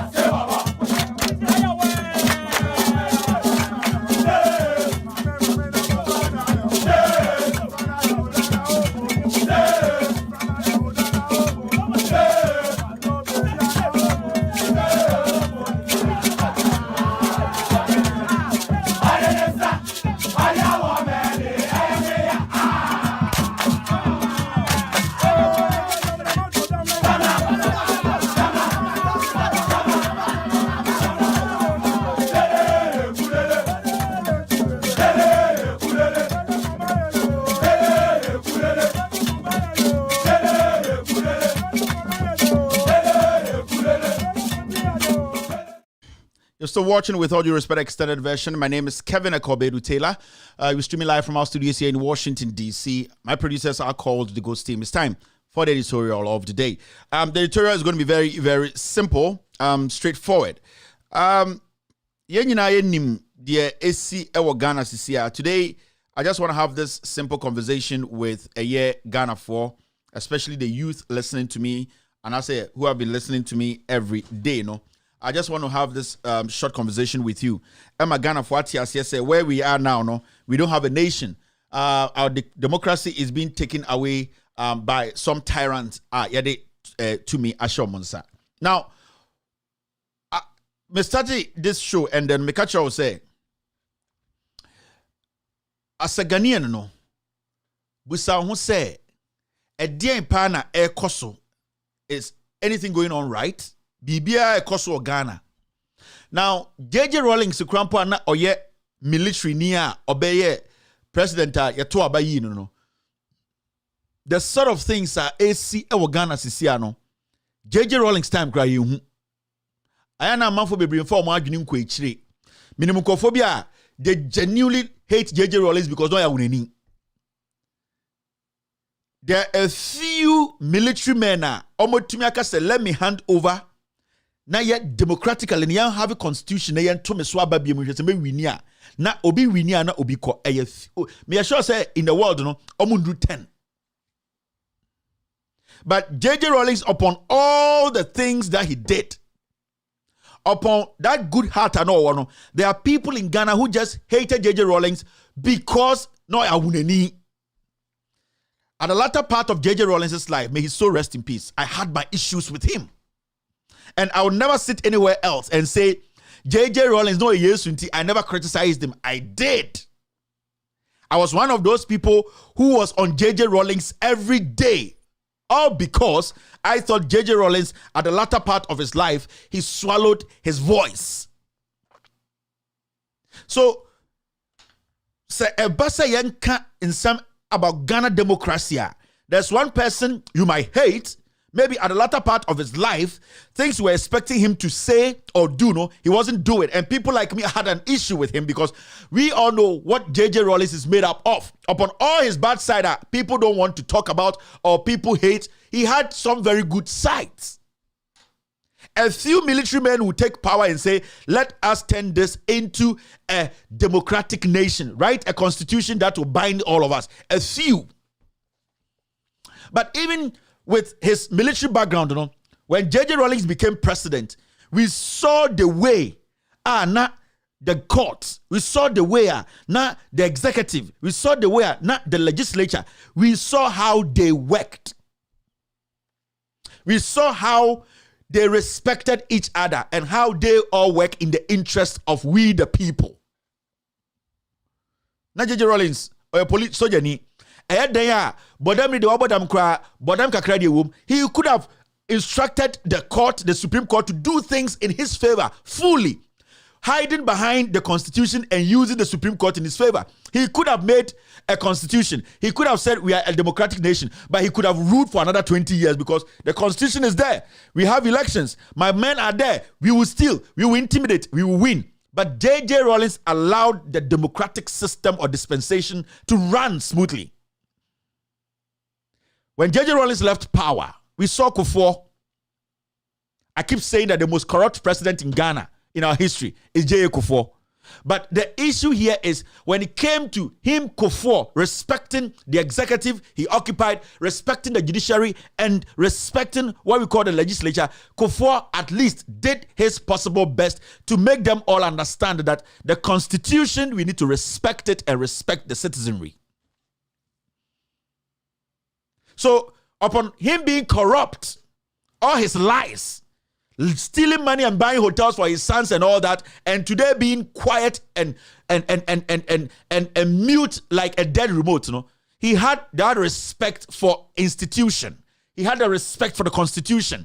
And that is the only way a nation, no matter the level of corruption and no matter the inconsistencies in us working to achieve our aim, when people believe there's a constitution, there's a democracy we need to protect, then we will know, say, there's some future, there's a light somewhere.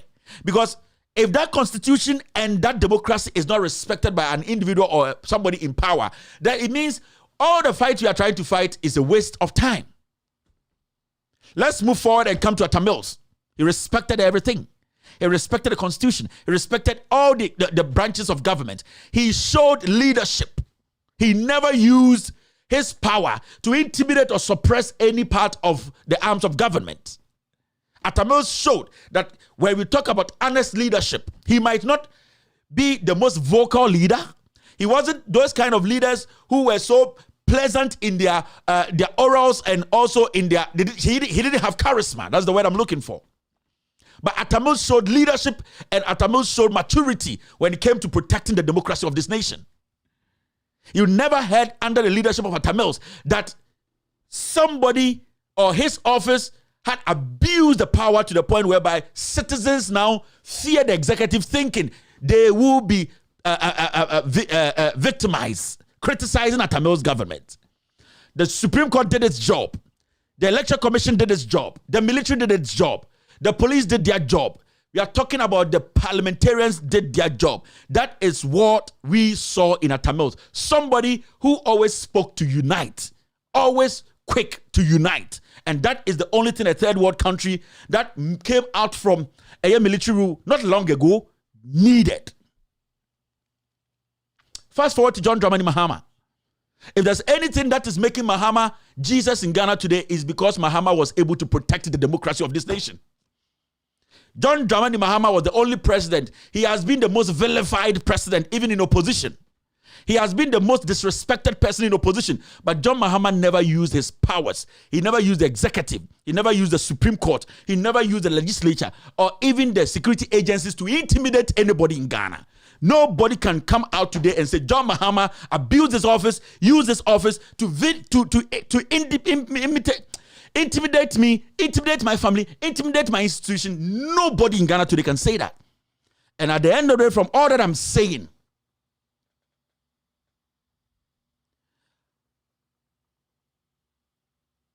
all that I'm saying is we will never have a perfect gentleman to lead us or a woman. We will never have a perfect government. But we should not also allow somebody we have given power to, or some people we have given power to use that power to intimidate and suppress our democracy. We will never have a perfect president. We will never have a perfect government. But we should also not be stupid to allow some people to use the little power we have given them to undermine the democracy. All these presidents, Nkrumah, all these presidents that have come before us to intimidate us. Now, listen, we are living under what we call a tyranny, and it is not any hidden secret anymore. Under the leadership of Nana Addo Dankwa Akufo-Addo, we are seeing that the most six sensitive, powerful institutions in this country, they have all been turned into a tyranny. They have all been turned into robots to undermine the democracy of Ghanaians, of this country. And the Akufo-Addo, these people you are seeing on the screen, who occupy very sensitive positions in Ghana. Technically, these 6 people are the people, basically, their offices are the machines that are running the democracy of this nation. Yes. These 6 people or 6 people you are seeing on the screen, their offices run our democracy. If any of their offices start to malfunction, our democracy will derail. Our democracy is like a train. It is a train eba. If a part falls off, the train will derail. And these 6 institutions or these 6 offices, if any of them or 1 or 2 of them decide not to do what is right, then it means our democracy has been derailed. And I'll share a topic now as simple. The awful, destructive 6.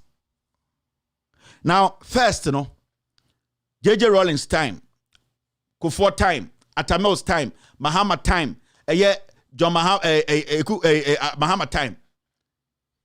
I barely saw Betis and Kufuor wedding. Now, it was so hard for you to hear about the Chief Justice. It was so tough for you to hear about the EC boss until Akufo-Addo started. MPP started going after Charlotte Osei. Now, very hard for you to hear about the IGP. Now, very difficult for you to hear about the boss, apart from the commander-in-chief, who is a good for, the boss of the army, the admiral, so you hear him, you see him, or hear anything about that person. From JJ time out to this time, it was so difficult for you to hear Attorney General make a statement, or Attorney General take a decision. You sit there and say, hey, are you our lawyer, or you are the lawyer for some individual?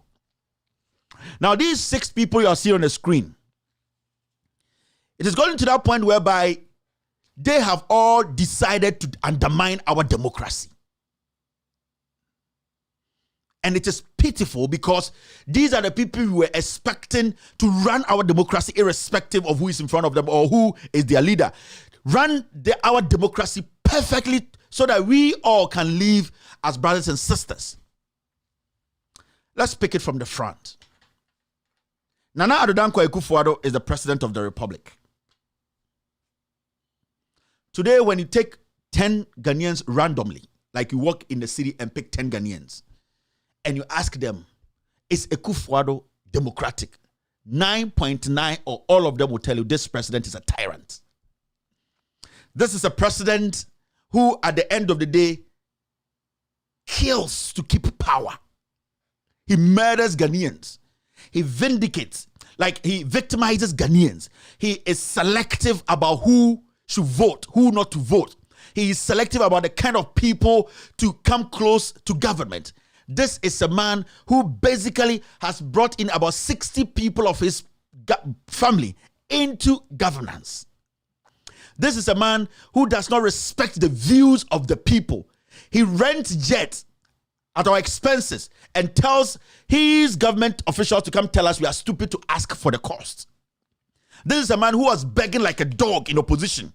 He was so dirty, people thought he was going mad. People thought that he had dementia in opposition. He looked so dirty, wretched. He was, whenever he spoke, stuff came from his nose. He looked like a dead human being. This was a man who used quotations and Bibles to tell Ghanaians that he had a good heart and that he can never hurt a soul. Under his leadership, 9 people have been shot during an election. He has never uttered a word about it. This is a man who presides over corruption. Sikadie Krono. This is a man who, at the end of the day, protects every single criminal under his government.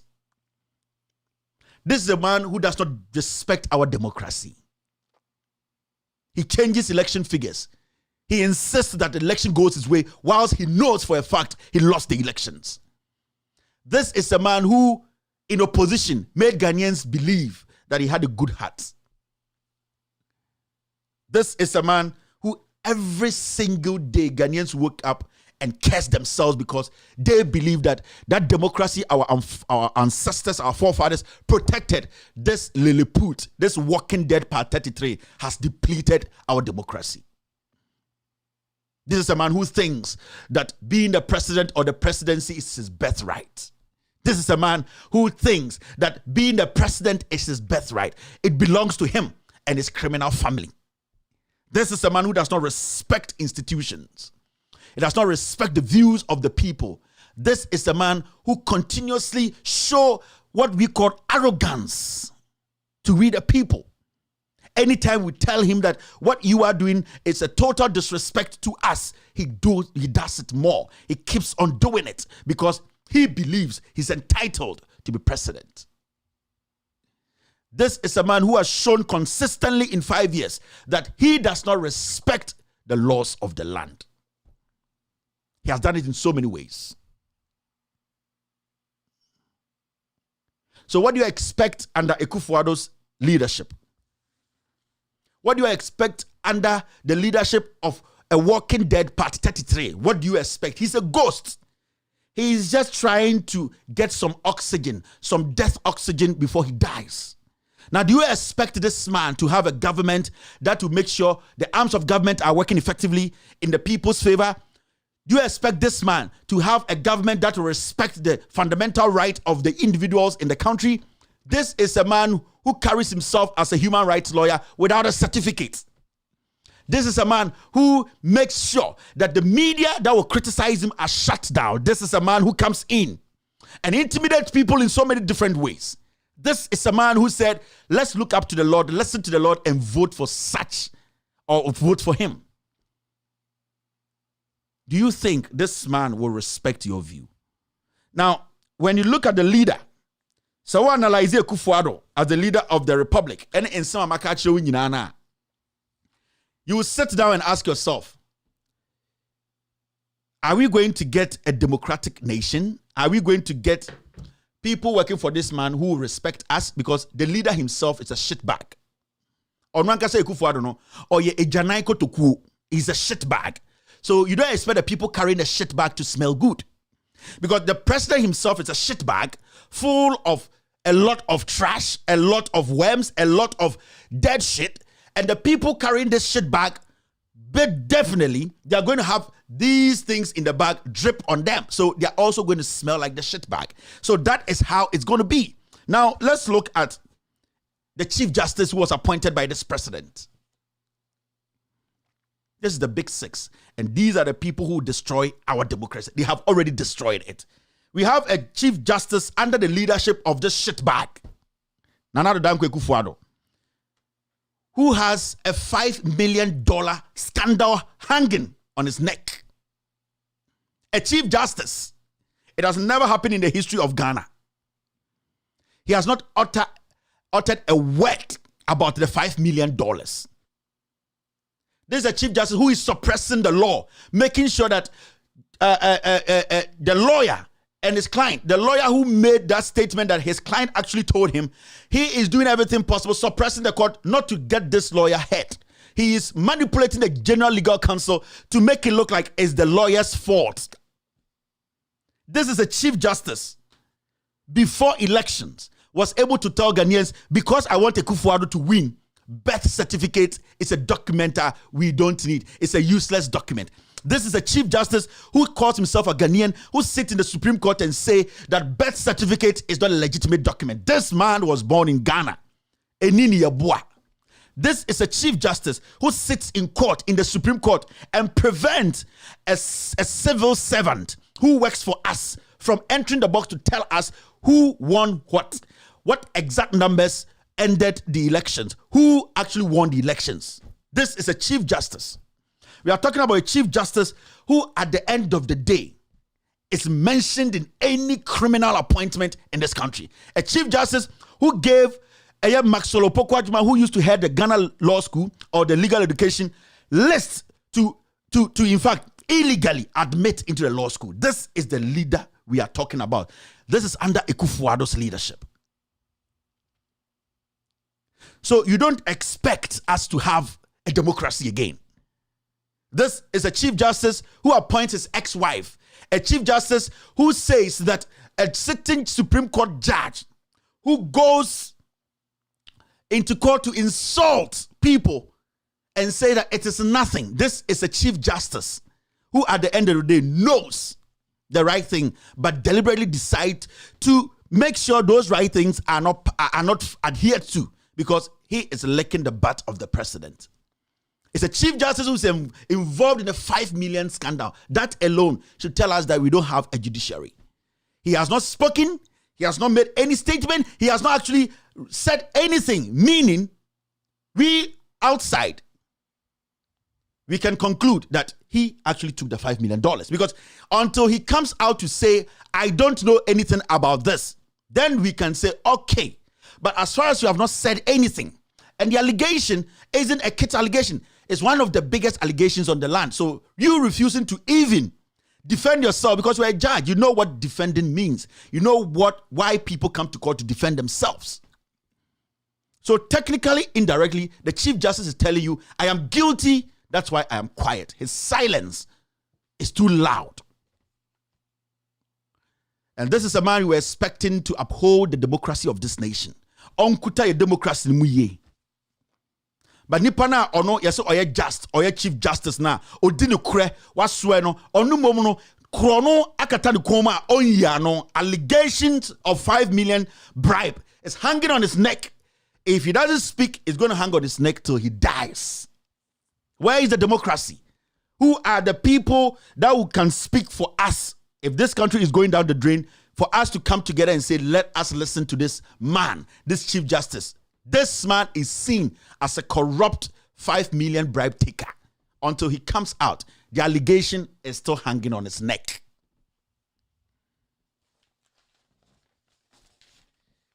Let's talk about Godfrey Dame, the Attorney General. This is an Attorney General at the end of the day at Ghana, under a democracy and a Kufuado. Maxwell Opoku Agyemang, who is a thief. Omankasa General Legal Counsel, Chief Justice, Chairman was no, Oyeji. Chief Justice Amani Nipa, Ekufuado Amani Nipa, former Justices Amani Nipa, Emma illegally Odomo Ghana Law School. This is an Attorney General who today is insisting that this criminal Maxwell Opoku Agyemang should be made an appeals court judge. This is our Attorney General.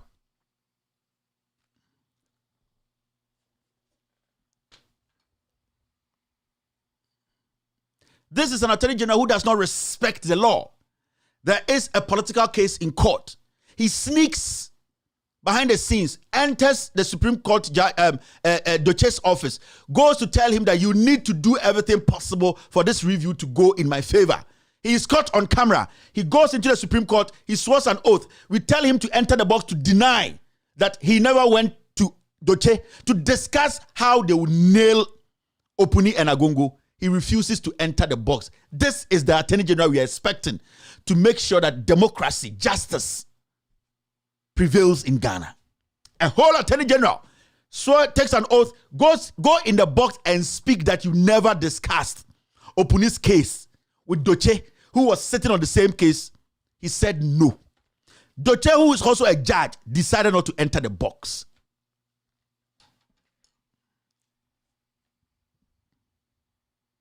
This is an Attorney General who did everything possible by going to the Supreme Court to go seek document to restrain or to disenfranchise the people of Sal. This guy is supposed to be the lawyer for the citizens. He needs to protect us from wicked, dirty, bag shit like a Kufuado, the executive. He's supposed to protect us from the legislature, sometimes even the judiciary. This man is the one who led the campaign to disenfranchise Ghanaians, also Mutuaba. This is your Attorney General. How are you going to get justice? This Attorney General today, as we speak, is saying that he went to court to tell the Supreme Court that, you know what, a speaker can vote and also preside, and that he comes out and jubilates. This is your Attorney General. So you need to understand that where we are now, no, this destructive big six or destructive sis, almost say democracy, no. If you want the enemies of the state, these are the enemies of the state. If we have enemies, people we hate, people we should make sure don't get access to power again, these 6 people are the people we need to turn our anger at. Let's talk about the IGP Dampare.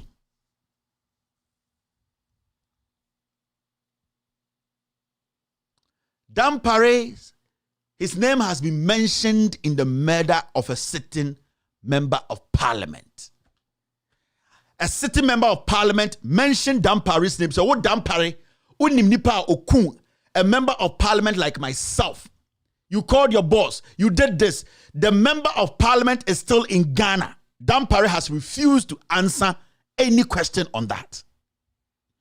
You have a whole IGP who is covering up for murderers, because from what we know, a member of parliament sat on national television to say that you, Dampare, you know who actually pulled the trigger, who killed JB Dankwa.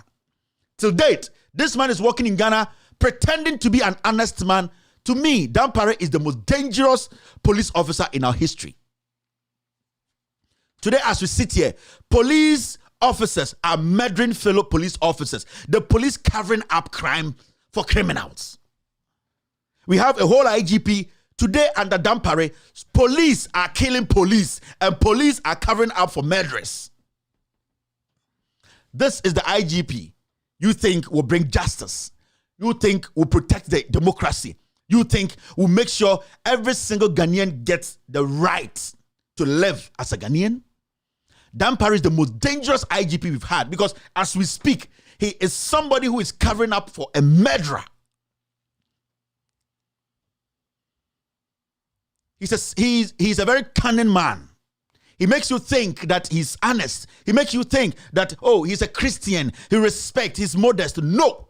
Until IGP Dampare comes out to tell Ghanaians that Kennedy Japan, what he said about him is not true, I will see IGP Dampare as an accomplice in the killing of JB Dankwa. Because if you know who killed JB Dankwa and you don't tell us a member of parliament was killed, then you are an accomplice. So IGP Dampare in my books is an accomplice. He was part. He has helped the murderers of JB Dankwa to run until he comes out.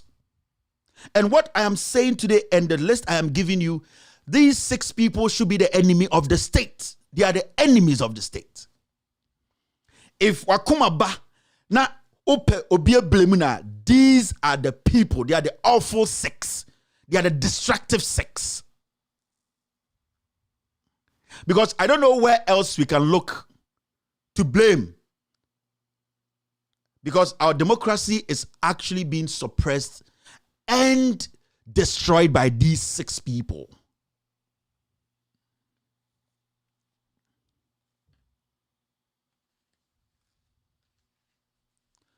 Now, let's talk about Jane Mensah. Say, Enya John Mahama, any Ghana for Omwakuma Pa, Anka 2020 election, that was going to be the end of Ghana's democracy. So, Ankenya John Dramani Mahama, with all due respect, or respected the democracy of this nation, Anka 2020 election would have been the last democracy we enjoyed under the Fourth Republic. Because what happened in election 2020, every mad person in Ghana knows for a fact that John Mahama won the elections. Now, this is a woman, when Akufo-Addo came to power, One Sufai Akufo, the former CJ boss, One the boys at the Jubilee House, they planned to kick Charlotte Osei out. Maxwell Opoku-Agyeman actually initiated this criminality. It is fine.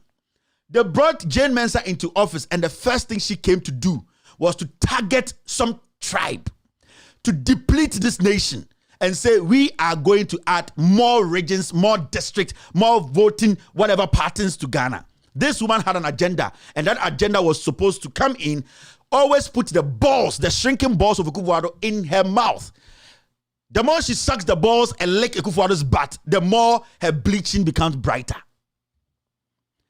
Jane Mensah came into office. Every single election she conducted had issues. Ayawaso West, Wagon, people were killed because of the negligence, because of the way Jane Mensah conducted the elections. We can talk about Techiman South. Because Jane Mensah decided to steal the election and disrupt the process, people got agitated, people died. Jane Mensah deliberately decided to disenfranchise Ghanaians, poor Ghanaians, Sao people, because she wanted Amewu and the MPP to win a parliamentary seat for Akufo-Addo to be made president.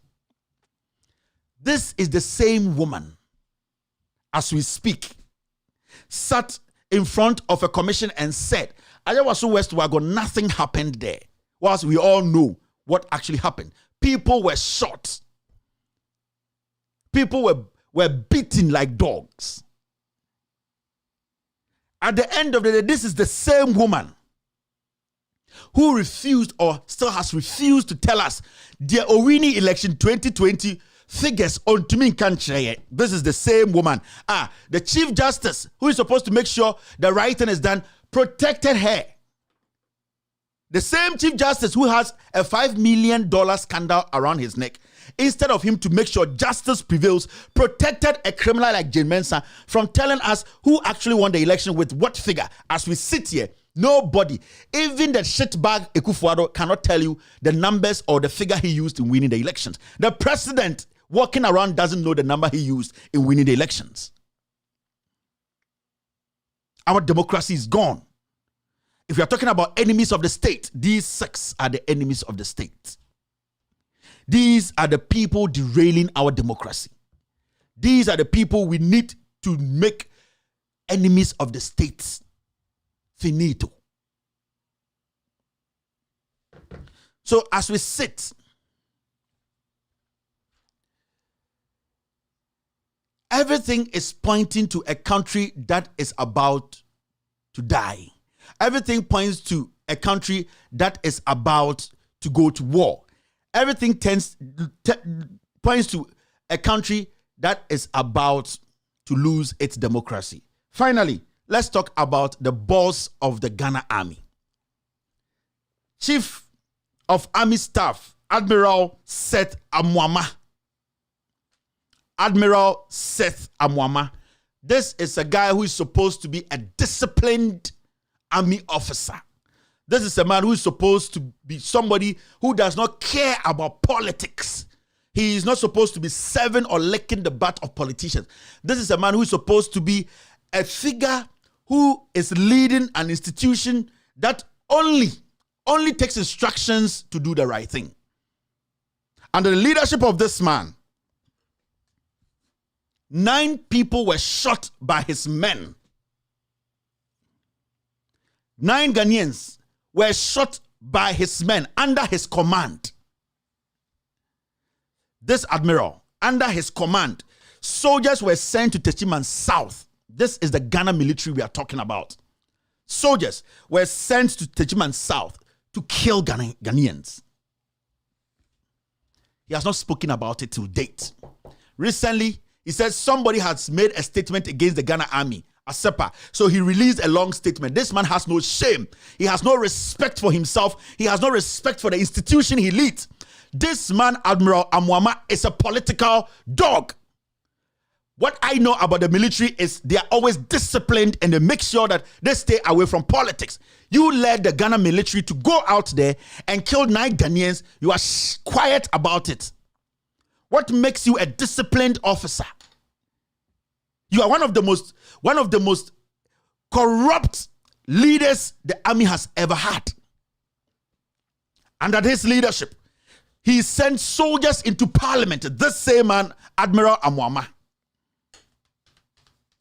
And these are supposed to be the people who protect our democracy. Make sure that people don't trespass on our democracy, on our rights. And this is the guy who is behind soldiers killing civilians.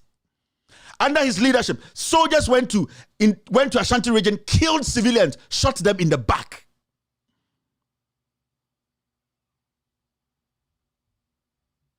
This man does not have anything, any principle.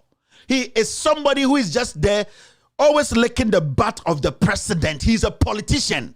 He has been put there to kill Ghanaians to sustain that bag of shit, Akufo-Addo.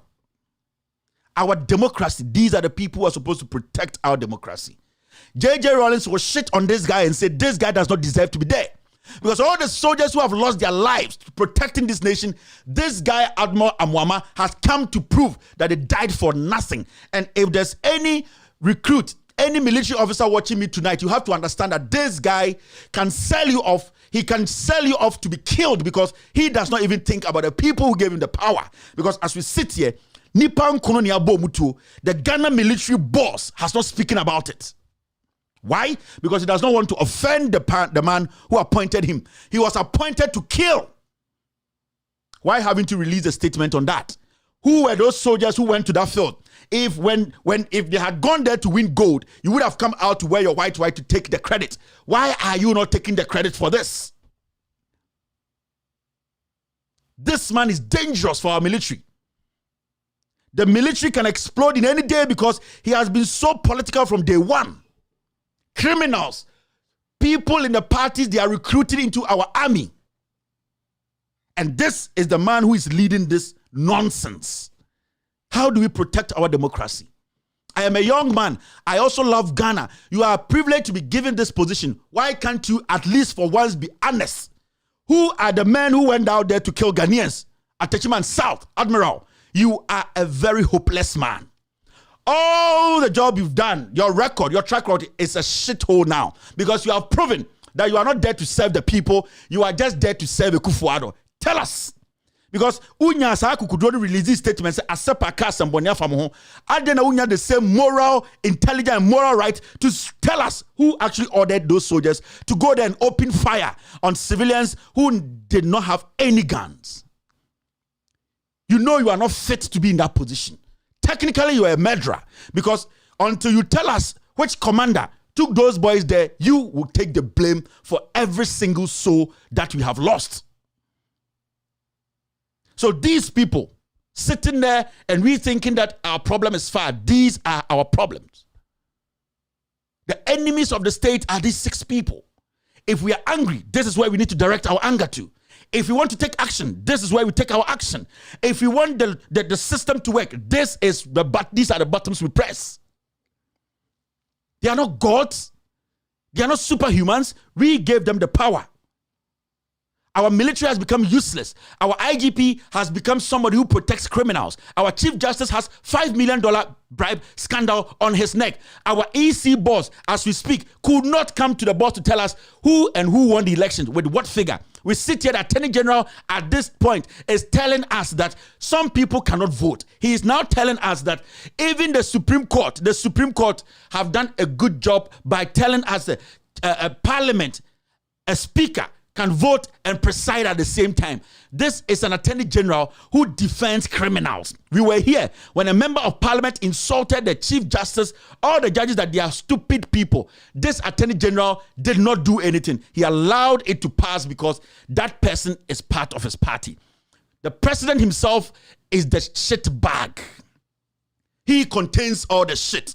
And that bag, these people are carrying those bags on their shoulders and it is dripping on them. That is why they stink of corruption. They stink of everything, every dirty thing you can think about, because they are carrying a Akufo-Addo, and a Akufo-Addo is a shit bag, and whatever is dripping on them is making them smell the way we are smelling them. They are all smelling of corruption. They are smelling of dishonesty. They are smelling of hypocrisy. These people are the shit bags we need to get rid of because they smell too much that our country, you can't have better air to smell. This is not the time to be using nice words. This is not the time to be smiling. This is the time to be taking action. The system needs to be calibrated. And these 6 people are the enemies of the state. Until they decide to work diligently, respect our views as people, these are the people who are supposed to work for us. We are not supposed to work for. These are the people we go after. They need to account.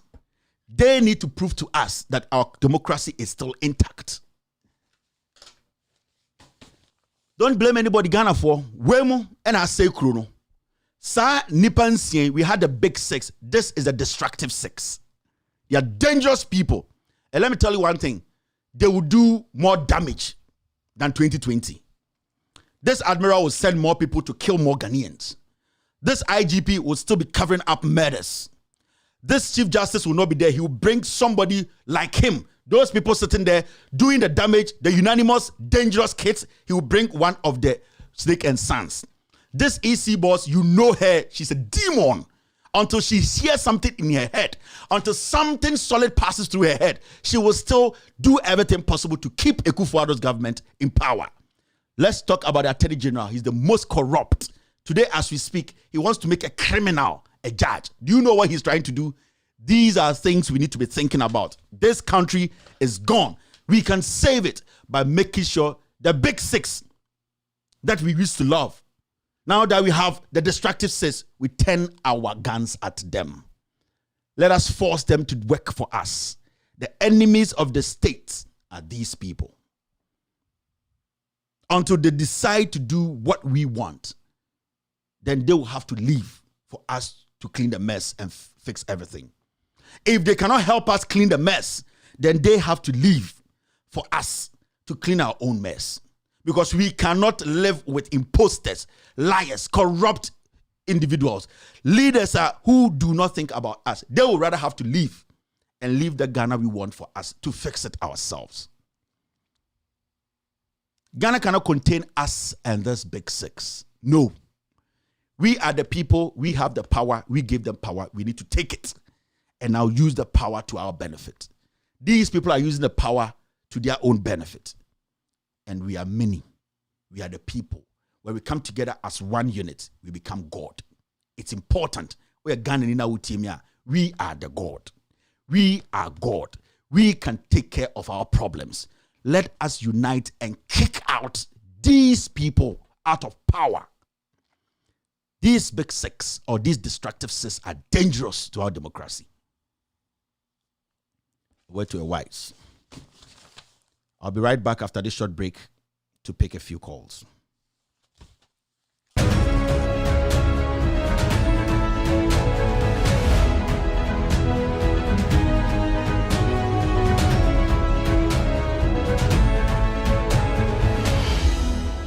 Exclusive interview with Evelyn Sewabroni, 29th March 2022 on With All Due Respect Loud Silence TV.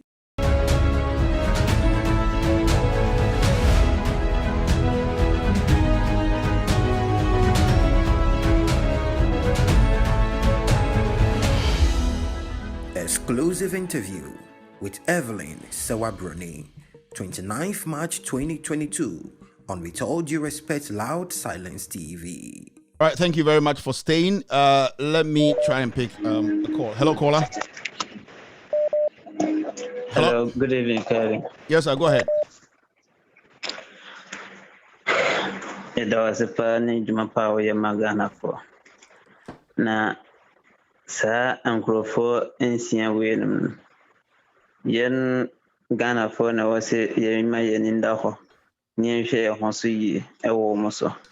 Na me question, Pessimi Busa, John Dramani Mahama say, or do Ghana for. So the Ghana for one show action be my own who say Ghana for or the Yampa. Because the antisa the Uncle for in 2020, the same thing as Uncle for we be 2024. Because the Uncle for na issue 2 more in the year 2020. No more pay to me at the ama NDC for NMA issue 2 more. Uncle Basse, a baby Uncle for the say you could protect you. Nasa Uncle for we are a big enough on Ghana for because of NDC 40. Nay, a brevia ye fan say, oh, and yashi, near Kum Ghana for, and yashi near Kum Ghana for. Say John Dramani Mahama Edo Ghana for one proof of my own who say Ampa or Doy. That's it. I'm sure. Thank you very much for the call. I was say to say General Secretary. Yenim se oye na adwuma de ma Ghana for na omo anima omo Ghana for ni nyina na wo sesa microphone ni nyina wo show action no yi omo nyina because our microphone ni na sa boa NPP for omo ekum Ghana for. That's it. Thank you. All right. That was his contribution. Hello, caller. Hello. All right. I'm going to pick a call the same line. So the other line, I think it's frozen. Obia tries to be free, so I think the line just got jammed. Hello, caller. Hello. Pacho, good evening, Mr. Kevin Taylor. Hey, Pacho, good evening. Go ahead. Pacho, your friend, Bobby, me Casafro, Tirigin Dambai. All right. There was Senia Jumapa, ma or my Ghana. And all my ATS says snake and son. Snake and sons. Nanado or on a snake no. Ananama and a chief justice ne and ya omaka. Na chen ewanafi. Na no matter what. Yase sa bodia anka nantwe di nantwe huno sa na anka konfonsa munso den ya yebesi wom form. I'm sure. Thank you. All right. Mame for another call. Hello, caller. Yeah, hello, good evening, Yes, sir. Go ahead. Mr. Kevin. Pocho, Inasem na Ukaina, Aja, Mimi was Senegal. Na, in fact, send you Usikala Shasino, Senegal ha, and paying Fubi Waha, or Munya him for now, only Sahasino, we say Muslims. Yeah. Sankrofunda is a Malama Kesia, or Botea. Even the president decided, so ye be that Sankrofuna Casape. No, the president, but so Ghana. No. You who Okokaya see COVID-19 near the club, yeah, hope Wokrano. A more omuche in 2 bags. If you sure Ghana. Ghana is already in Yame, Israel is sending a Yahu for now. Or Ghana food in the answer. Thank you. Ghana for no. Who say, Obakasa are doing in the parent team. Because what is going on, no good, but all the new Tiasa didn't answer, no all good radio. With us for the call. Hello, caller. Hello, Kevin. Yes, sir. How are you? I'm good. Good. Well, I have just 2 comments to make. The first has to do with what you spoke about regarding Duncan Williams. I think you really spoke to him from the heart, and I have a feeling that he is going to really reach out to you before the week ends. Now, having said that, the second point I want to raise has to do with corruption. I mean, there are a few young men and women out there putting together all the things that you've exposed, and are presenting it to the International Corruption Board, which is based out here in Europe. Hopefully, something will be done to make sure that some of these men and women who are raping Ghana to the core would have their day in court. So don't worry, people are at work with it, and we are very grateful for everything that you're doing. Thank you very much. Thank you, sir. All right. Okay. Let me pick one from here. Hello. Hello, Kevin. Yes, sir.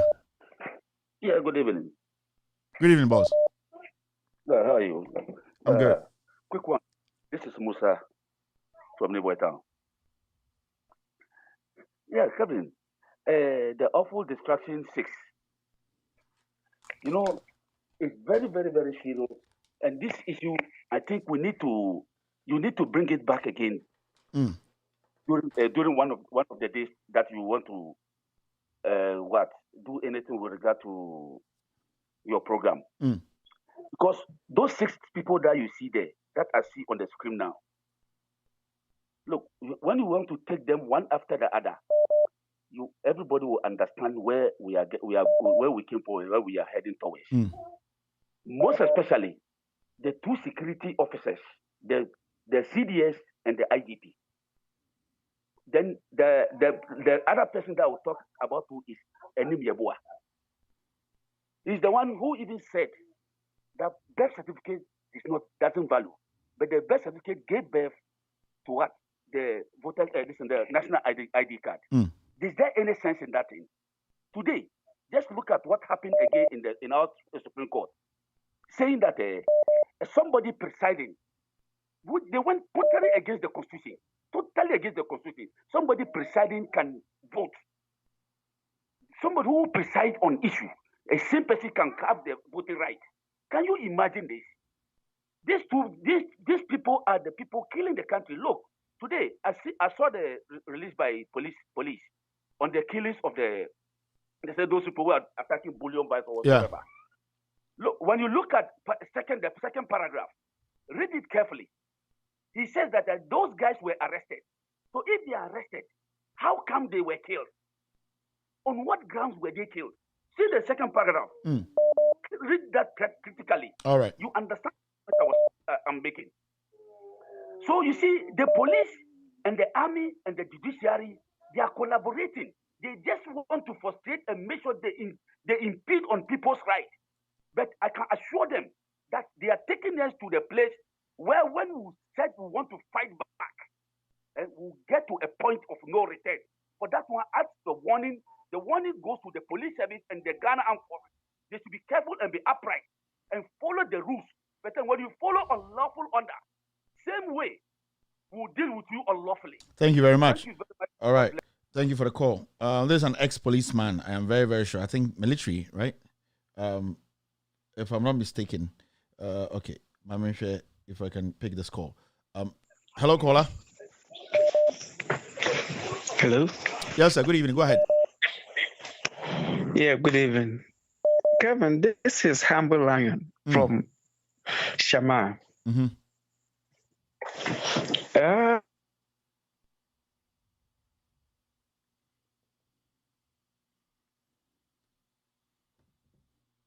All right, we lost Lion. Lion, fix your line and call back. Hello, caller. Hello. Yeah, Kevin. Mm-hmm. Good evening. Good evening. Kevin, the only person I'm sir.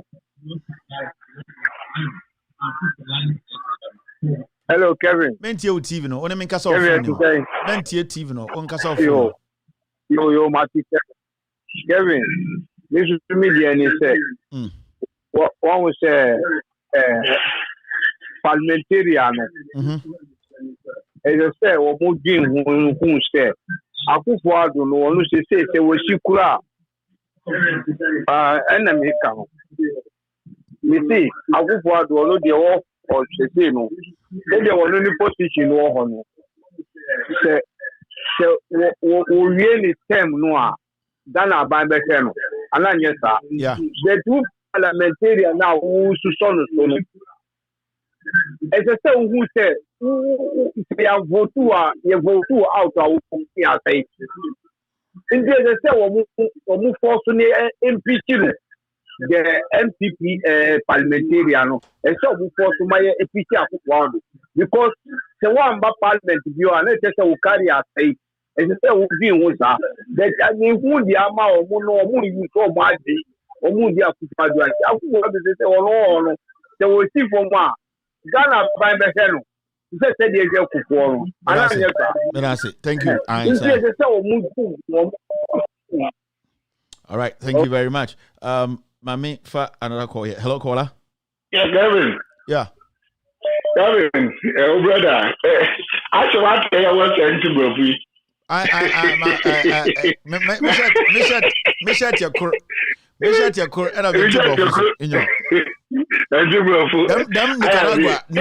Nicaragua for you. Anyway, Kevin, and you say you are funny then. NPP for 2015 was a Wusu and Pepper, they will make the power for 20 years and sign the NDC for one. Yeah. Okay.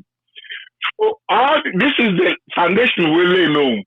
So, NDC, when I came there, Akufado is not popular.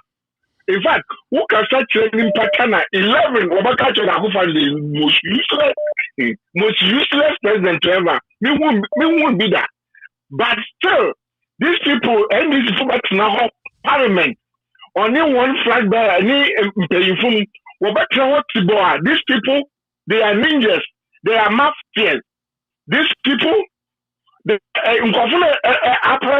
women say Attorney General in our parliament or Kasano. They were questioning him, Kofi Adam and other people were questioning him about the why you know. And my father also was from Supreme Court. So you know who he has in the Supreme Court. Yeah. They should sit down and watch on that. I go back to 2014, 2024, they are dreaming.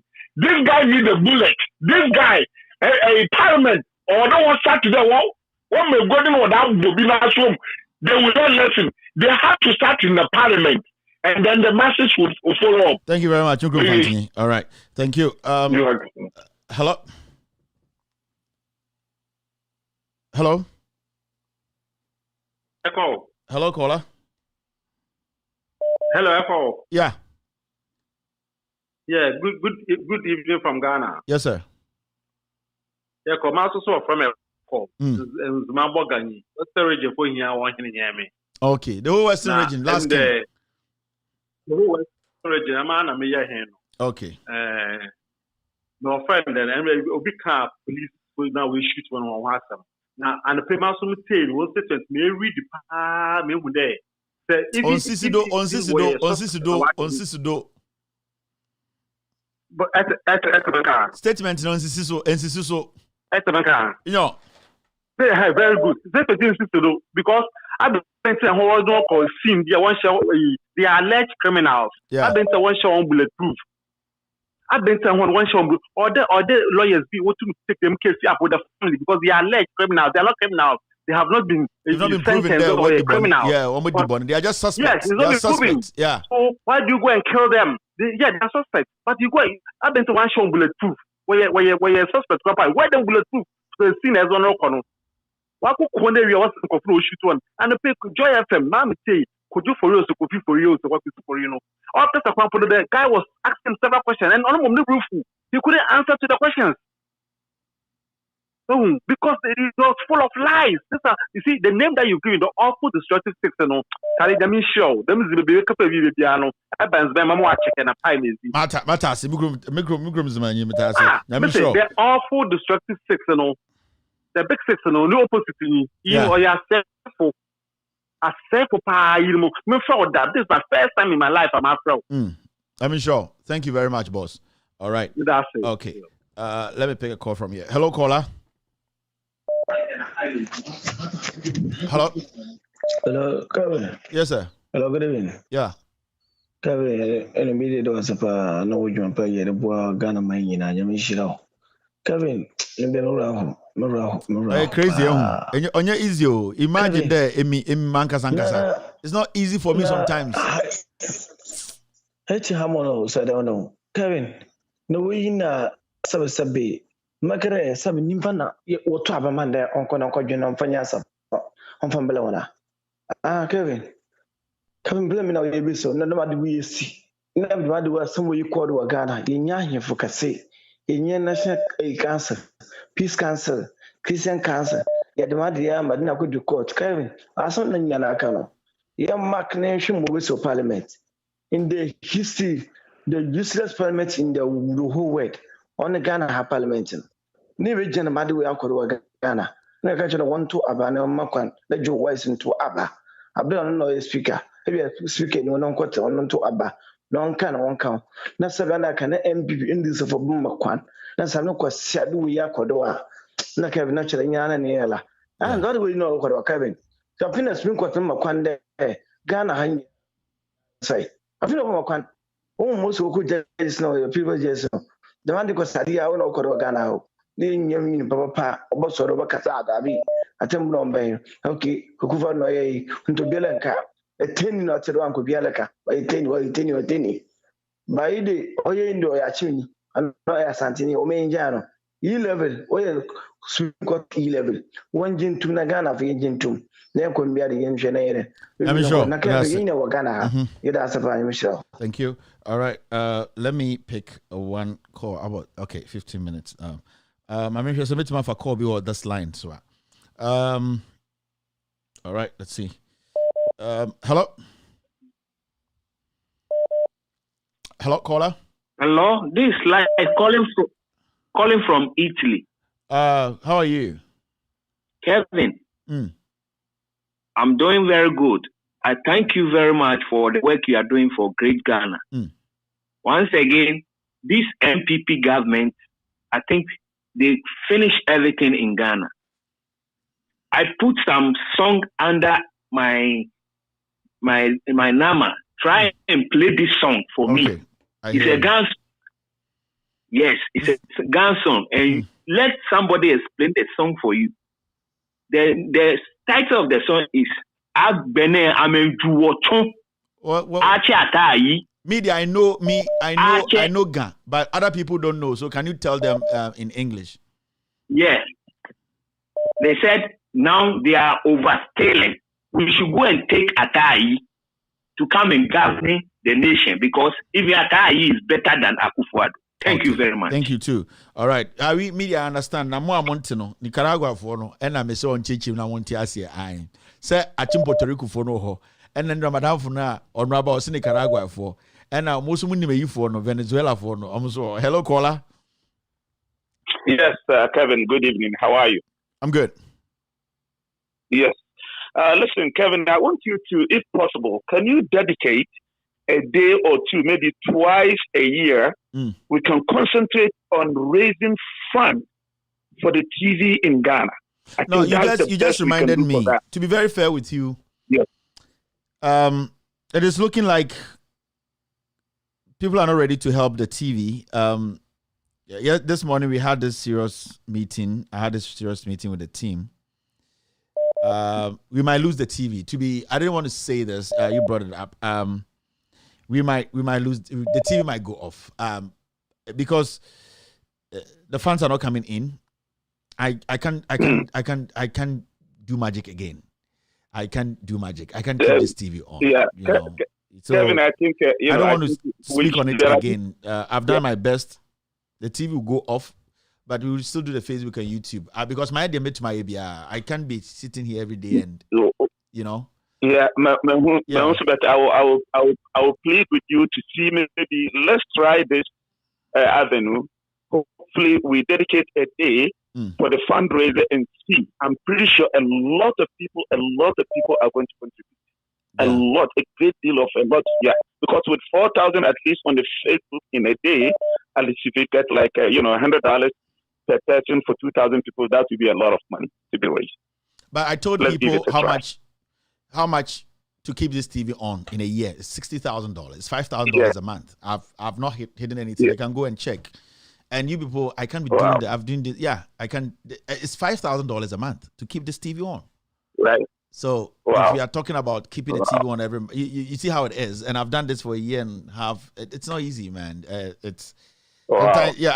decided not to talk about keeping the TV on again because, boss, you can't be disturbing people every day. They want the information, but they don't want to keep the TV.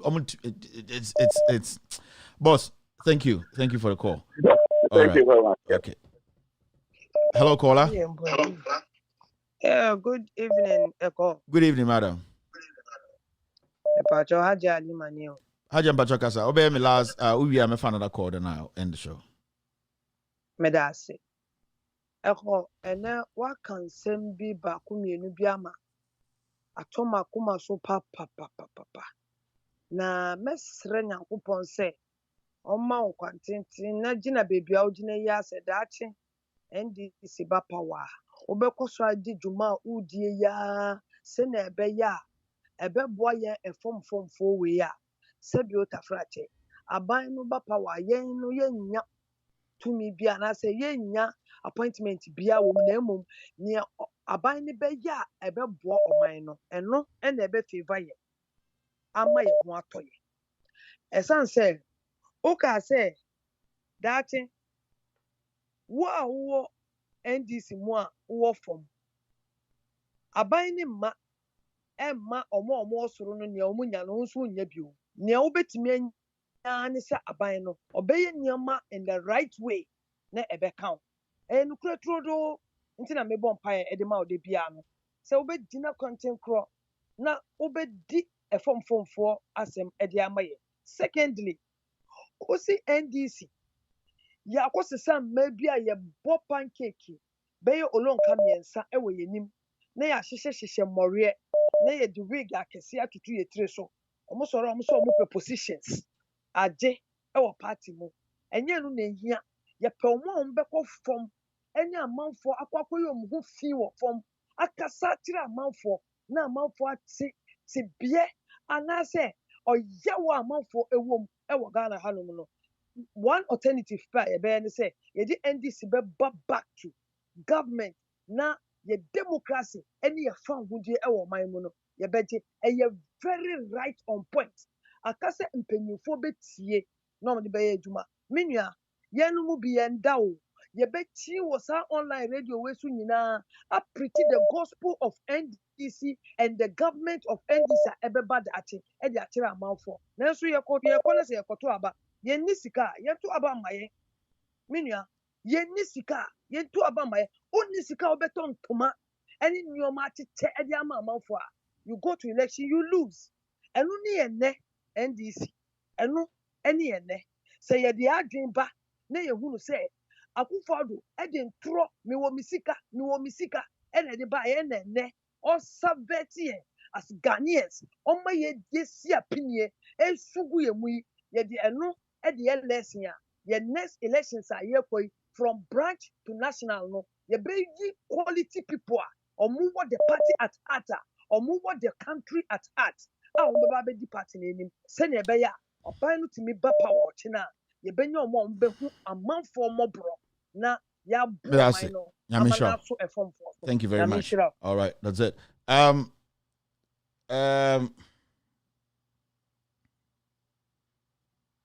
Ochina Yenye show. If you guys want to donate, donate. If you don't want to donate, don't donate. I don't care.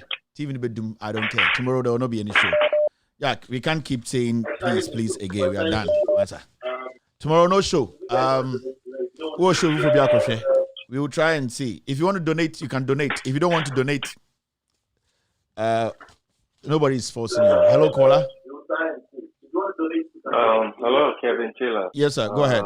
This is Bruno speaking from Montreal, Canada. Yeah. Yesterday, I tried calling you, but since in making my submissions, I lost you because I was driving. Yeah. Yesterday. Kevin, Kevin, the attorney said, me too. So the idea put to a media, Kevin. The attorney said, Kevin, Mr. We need you. And do my way, because you're doing a lot good to Mother Ghana as a country. You're doing a lot good to Mother Ghana, a lot good to the country. But it only takes the words to understand what you're doing. Some people sit down and they think, say, oh yeah, Juma Mobi. Some of us who see beyond understand, say, and yes, be away, Juma Mobi. Oh yeah, Juma Mother Ghana. And you're doing more good than harm. And opposition MPP for if you want simply because of what you are. But one day the table will turn, like you said earlier when you started your submission. So one day they will look for somebody so become because they are working and kuyi and mom. But no na working and I know I'm a said no so I'm only pleading to you. You're doing a lot of good stuff. And I hear your channel and you may go over all car and you say now. But one of the most painful jobs they say, Ghana for no cry, oh yeah, you might be a bomb no cry. Some of them don't see it. They don't even appreciate what you're doing. And lastly, before I go, guy be fair, 2 callers before me by Wasika over here one day, Nanka.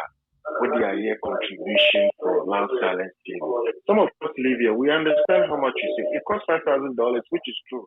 It's very expensive to maintain such a TV channel. Okay, Kevin, what I was saying is, you just don't give up. You're doing a lot. You're doing a lot of sacrificial job because Kevin, you're doing no behind the child cow. And you're behind the child cow. And you're one where you said no. And you will be possible Ghana, man. And then, where you want to talk about it. And in doing such job, the people will come at you. People will say a lot of stuff about you. But those who don't even like you, they listen to you behind the scenes. Thank you very much, boss. Thank you. All right. So that's it for the day. We will meet on Friday to talk Ghana. My name is Kevin Akobedu Taylor. My producers are called the Ghost Team. Thank you very much, Mr. S. Thank you very much, Mr. P. We'll be back to talk Ghana. Have a wonderful night. Be good. Good night.